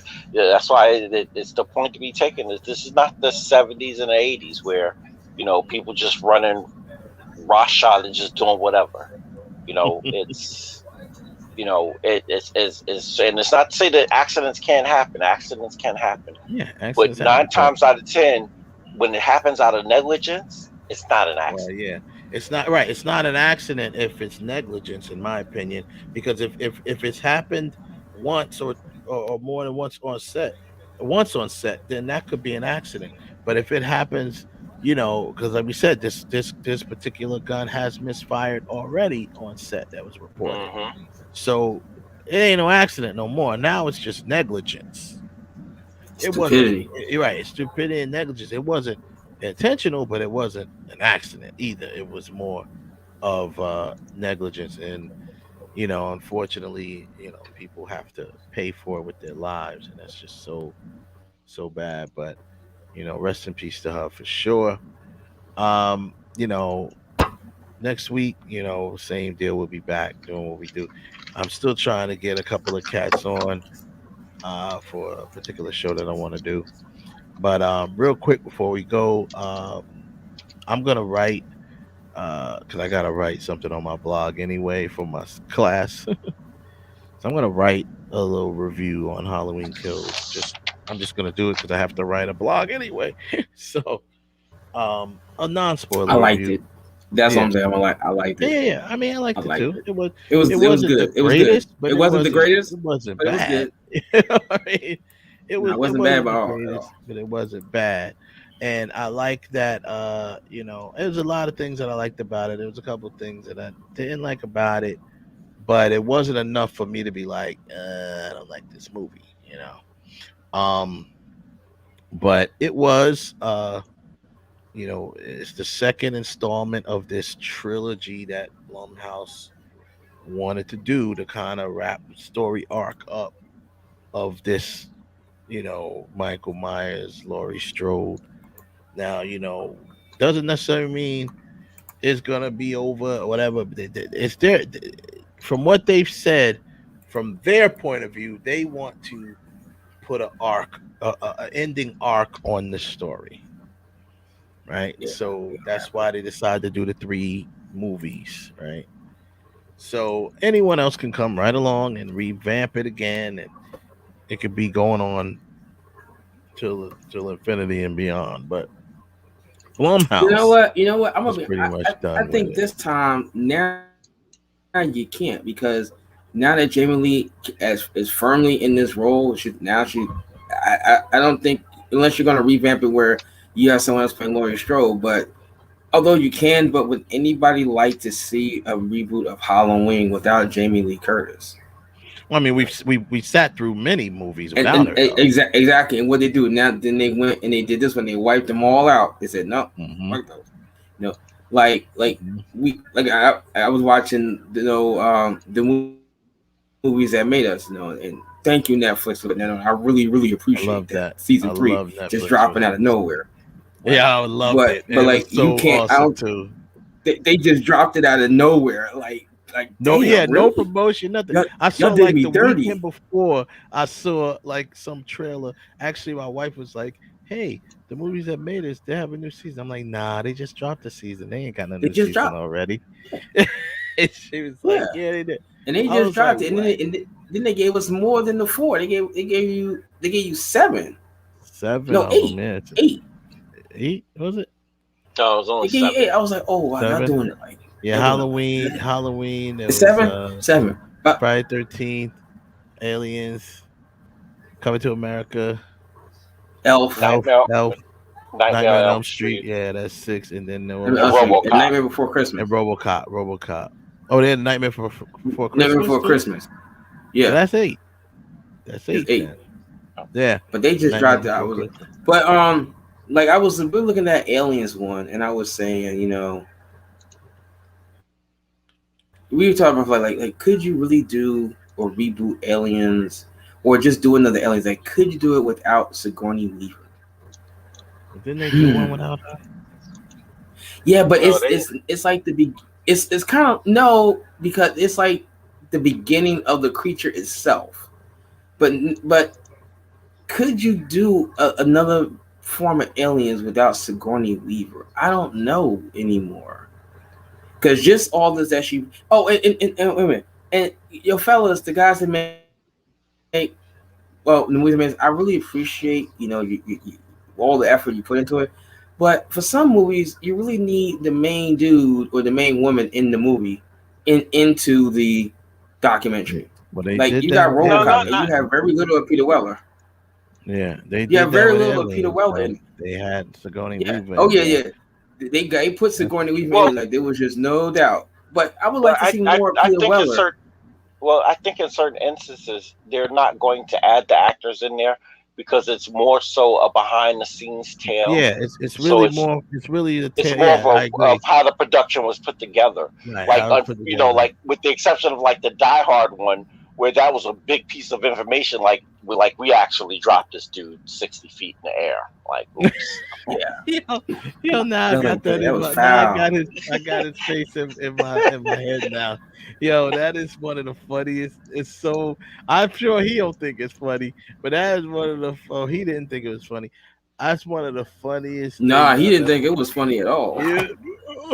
But that was kind of foul, John McTiernan. But I did. I mean, like, even with the Coming to America one, I get maybe why Eddie Murphy wasn't too tough in it. Well, you gotta I did. remember, not all of these people may not even knew that this was gonna happen, or they may not even have been on board with it. They just didn't want to talk about it. Maybe Eddie Murphy's a very private dude. I'm sure he don't want to talk about having a fight with John Landis on set. So. Oh, I'm sure he don't want to talk about that one. If Eddie Murphy wanted to talk about that, he would have talked about it in a stand-up. You know what I mean? He would have put it in a stand-up somewhere. So he obviously didn't want to talk about that. So John Landis barely wanted to talk about it. That was kind of funny when they said his name. He said, "Did you ask everybody that question?" They brought all the residents asked that question. Who are you? Yeah, that's funny. Yeah. Well, I thought that was kind of funny. He was like, and he says, "I'm John Landis." Well, in the Coming to America one, whenever they have somebody say, "No, I'm so and so, and I did so and so," so John Landis cousin, he says he doesn't want to say his name. He said, "Did you ask every director that you've done this with what's their name?" So they showed the footage of them asking McTiernan and Eichmann and all them who they were. And he said, "I'm so and so." That was nice. That was nice from them. That was nice. Real nice. Real quick little snacky back. Like, shut up. Because John Landis, I've always heard is kind you of. Ain't that big. You ain't that big. I always heard that John Landis is kind of a dick. You know what I mean? And he kind of comes across that way a little bit too, especially the way he was acting in this interview. He was kind of acting like set back with his cup in his hand, and I was just like, I'm like, John Landis, like, man, just say your name. So well, you ain't supposed to say your name because Yeah. everyone's supposed to know you. Shut up. You know what I'm saying? Just say it, man. You know, like don't even. Not give everybody knows who you are. Yeah, not Like everybody knows who you are. you get somebody like me who didn't give a damn about directors and stuff until I started doing this. Yeah, I didn't care who was. Give a damn who was. So what? You directed the film. Either the movie was good or it sucked. I just knew Spielberg and Lucas. That's it. I just knew Spielberg. Exactly. Well, Lucas, Carpenter, but some of you other guys, I was like who? Paul Verhoeven. Who the hell is this guy? Yeah, right. Exactly. Most of these people wouldn't know you if you kicked them in the nuts. You know what I'm saying? So walk past them on the street and brush shoulders with them, you'd be exactly. So the point is just so go you up. John Landis. He's kind of like a jerk. You know what I mean? From what I've heard before too, and that's probably why him and Eddie didn't click. I mean, they did click because they worked together before, but that's how you show. Like, you know, they just had I think that was just really like a situation. They just had a situation. It boiled over. They still got it done, and Eddie was professional enough to call him back later for Beverly Hills Cop 3. So, which was unless he was the worst one, right? Unless he was just punishing him, saying, "Yeah, let Landis direct it." But script is shitty. Like, get Landis. Same thing with Vampire in Brooklyn. Let's get Landis. Right. So, although I actually like Vampire in Brooklyn, I kind of like Vampire. It wasn't. I kind of liked it.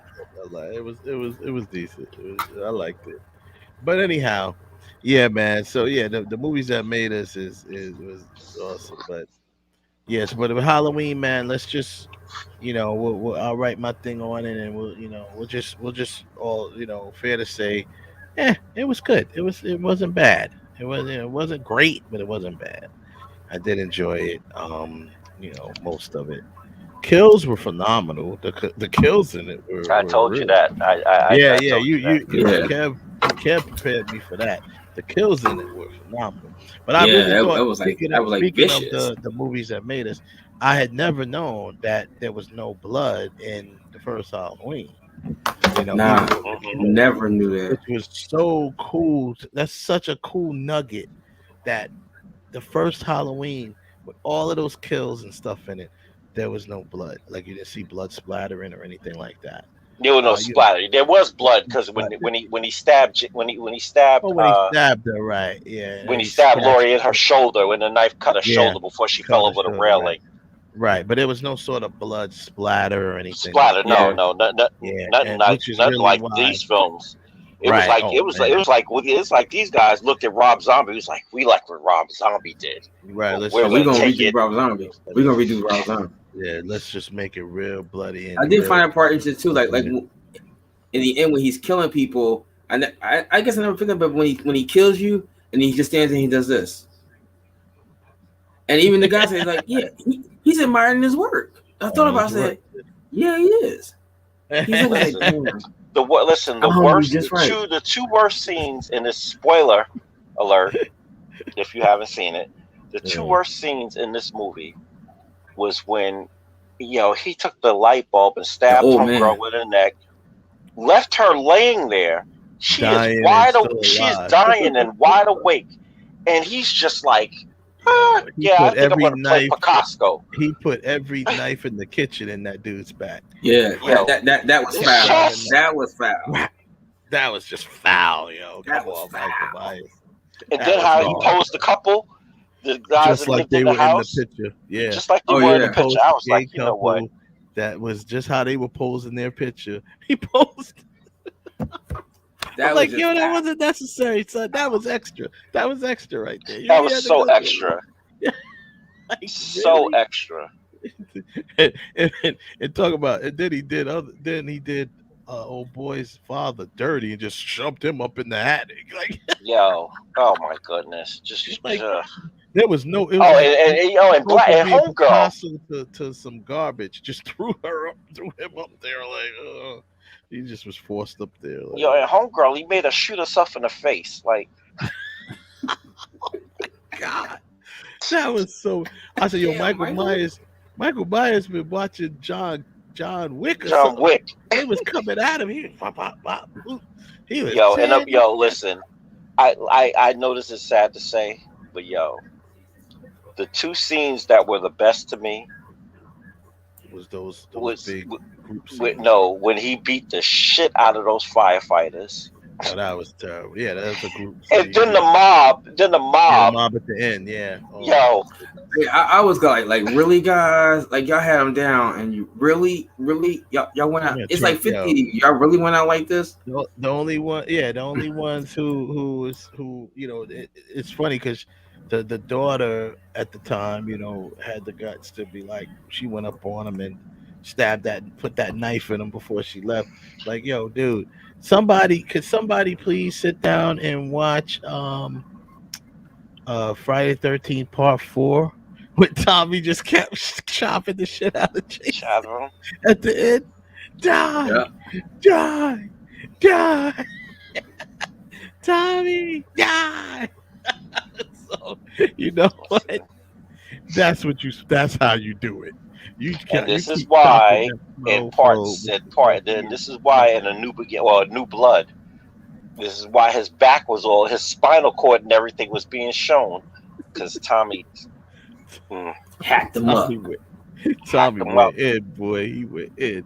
So that's what you're supposed to be doing. First of all, you got all of these weapons. Nobody's trying to behead this dude. Like, you got to cut this dude's head off, man. Nobody came with an axe. Like, really? No, they did. Like, did you or did you not see Avengers? Did you or did you not see? No, I'm talking about the mob at the end. I'm talking about at the end. Yeah, they the all mob. had like, like did nobody come with an axe. And Yeah, that's what I'm saying but, also like, before. Like, yeah, it's so that was the one part about it that frustrated me because it was so much typical BS like stupidness going on. And, it's like, yo, come on, man. Every single one of y'all out there should have had a y'all should have all had guns. Y'all should have been like a firing squad. But no, it wouldn't have been a fire squad. 'Cause you know what would have happened? Crossfire. It was shooting each other. Exactly what happened. Because the dude went to go shoot him, and he moved, and he ended up shooting the other guy. Yo, I'm like, Michael Myers got these niggas looking like the Three Stooges. Yo. This is why now, and this is the answer. So I don't know. I think it was you, Wes, that I was talking to. You was like, how they were explaining how all fight scenes are one at a time. That's why fight scenes are one at a time. Because in real life, that's exactly what happened to you. The gang mentality. You try to hit you try to bust him upside the head. He duck. You bust your man in the arm. You know what I'm saying? It's just not. They gotta rush him like Cobra 3. Yeah, Joe. And even then, everybody rushing him. Somebody will be too close to his back. It'll be the dude that had a ninja sword that'll stab him through the stomach, go out the back, and then stab his man in the side. Like, yeah. So it's cool. So I'm looking forward to the next one, the last one, whatever you want to call it. Halloween Ends. Yeah, Halloween Ends. It's called Halloween Ends. Yeah, let right? it end. I think that's what it is. Yeah, let it end. Oh no, they I'm just saying, say let it. Evil dies. It's called Halloween Ends. Yeah. So yeah, I mean that's cool. I'd actually want to see, because as funny as it sounds, we've never, after all of these years, 40 years, whatever it's been, we've never actually seen a version where it ends. We've never seen that. It's always had an open ending where either Michael Myers is clearly alive or you don't know if he's alive or not. It's one of the two, So that's actually pretty different that I'd actually like to see as far as itself. I'd like to see how are you going to actually end it. And I'm just putting this out there. And this just for me. Listen, right now there's been 12 Halloweens, but there's only been one Man of Steel. I ain't got nothing else to say. Yeah, right. I ain't got nothing else to say. Speaking of Halloween, streaming on HBO Max is Batman: The Long Halloween, Part 1 and Part 2, the animated version of it. Check it out. It looks pretty good. I watched Part 1. I'm gonna finish watching Part 2 when we get off the air in about 2 seconds. And it's looking pretty good though. I kind of think I said this to you off the air, Kev. I think elements of that is going to fall into this new Batman flick, along with Batman Hush. I think between those two storylines, that's pretty much what we're going to get with this Batman, which I'm calling Batman Year 2. Right? Yeah. So, that trailer was hot. I'm sorry. That trailer was hot. good. But even when we sat here on the show and we watched a little teaser of it, that was good. I mean, it's. I just don't like the car. I don't like the car. I don't like the back car. The back car looks like some souped up General Lee looking thing on hydraulics. Nah. Yeah, I mean, there's a couple things that I don't like about it, but the trailer was great, man. That's all good. I mean, it's we'll see how it goes, man. I just want to see. I shout out to my man Bruce Penn, man. He's always said this for years. He's always said it's not the suit, it's not Batman, it's Bruce Wayne. He was like, that's where the actors truly tested on if you're selling us Bruce Wayne, you're not selling us Batman, because Batman is going to be okay. It could be you in the suit, it could be a stunt person in the suit, and you get the pause. action. George, no, we tried it with George Clooney, and no. Long as you get the action and stuff like that, it'll be okay. Yeah, but that movie was total crap. That movie was just garbage. Yeah, there is nothing. There is absolutely nothing redeeming in that movie. I was not. Yeah, I'm gonna be honest with you. George Clooney could have, not in that film because the film was garbage. He could have been a decent. He would have been okay as Bruce Wayne. He was believable as Bruce Wayne. You know what I'm saying? But that movie was just so trash, from the one-liners to the dialogue, everything. That movie couldn't have been saved, man. Couldn't have been saved. But George Clooney is a good enough actor to sell you on Bruce Wayne. You know what I mean? But then once again, like I said, once it's in the suit, you got the action, you got this, you got that. So yeah, I'm not, too keen on Pattinson's Bruce Wayne, but I got to see more and see if I see anything. I don't want, how's he gonna bring this Bruce Wayne? Like, don't bring Bruce Wayne as this, emo ass, introvert. Yeah, that's not Bruce Wayne. So do not do that. If you do that, I'm not with that. I'll just be, paying attention to the Batman stuff. So that's what it is. Yeah, you want to say, oh, he's dark. Yeah, Batman is the Dark Knight. So I get that. I told you, I even had a problem with some of the way Bale did Wayne. I wasn't even 100% on board with Bale's Bruce Wayne because he wasn't consistent. Yeah, because he wasn't consistent with his Bruce Wayne, or his Batman. He acted a little too. He was I call him Bruce Strange. That's what I used to call him. He acted a little too strange. You know what I'm saying? It's like, just because, yes, Batman and Bruce Wayne is strange, but he suppresses that part of him in the public. He's not known in the public as this strange dude. Of course he's a strange dude. He freaking hangs around bats. He runs around in a bat suit. He's obviously strange. But the bottom line is that no one would know that about Bruce. That's the whole point. And Bale's Bruce Wayne was a little bit Bruce Strange, you know what I mean? So I was just like, I had problems with it. So, it's what it is, man. Affleck played Wayne perfectly the way he did, and at the level that he was, the older Bruce Wayne and stuff like that. But he was still, you saw the smoothness come out in Batman vs Superman when he met Wonder Woman. You know what I'm saying? When he met Diana Prince, that was the smooth Bruce Wayne came out, son. I was like, yeah, here we go. So just because I feel like trolling, Justice League sucks. Just because I feel like trolling. I agree. Justice League sucks. I'm sorry, Snyder's Justice League. Zack Snyder's Justice was League okay. was okay. Awesome. Was okay. Justice League, absolutely sucked. But anyway, Yes. that's it. Snyder's was okay. He was okay. We're gonna end it on that note. Zack Snyder is the man. And, he had nothing to do with this conversation, but he found his way back into it. I swear, man, I'm like stalking him. Like if I could ever get Zack Snyder to call this show, you're gonna see me turn into a fanboy. I'll be like, yeah, if I could ever get Snyder to call this, and he's the type that would do it if I could get to him. Because he's been on people's shows before that don't have like a huge following. He's done that before because he just loves to please the fans, and he loves to talk. He loves to talk. He's a talker. He loves to talk. Yeah, he's definitely a talker. He's a talker. So it's a lot of times he has to, I know his wife probably be kicking him in the back like, shut up, because he'll give shit away. Because he's just so excited about it. His wife probably be like, shut up.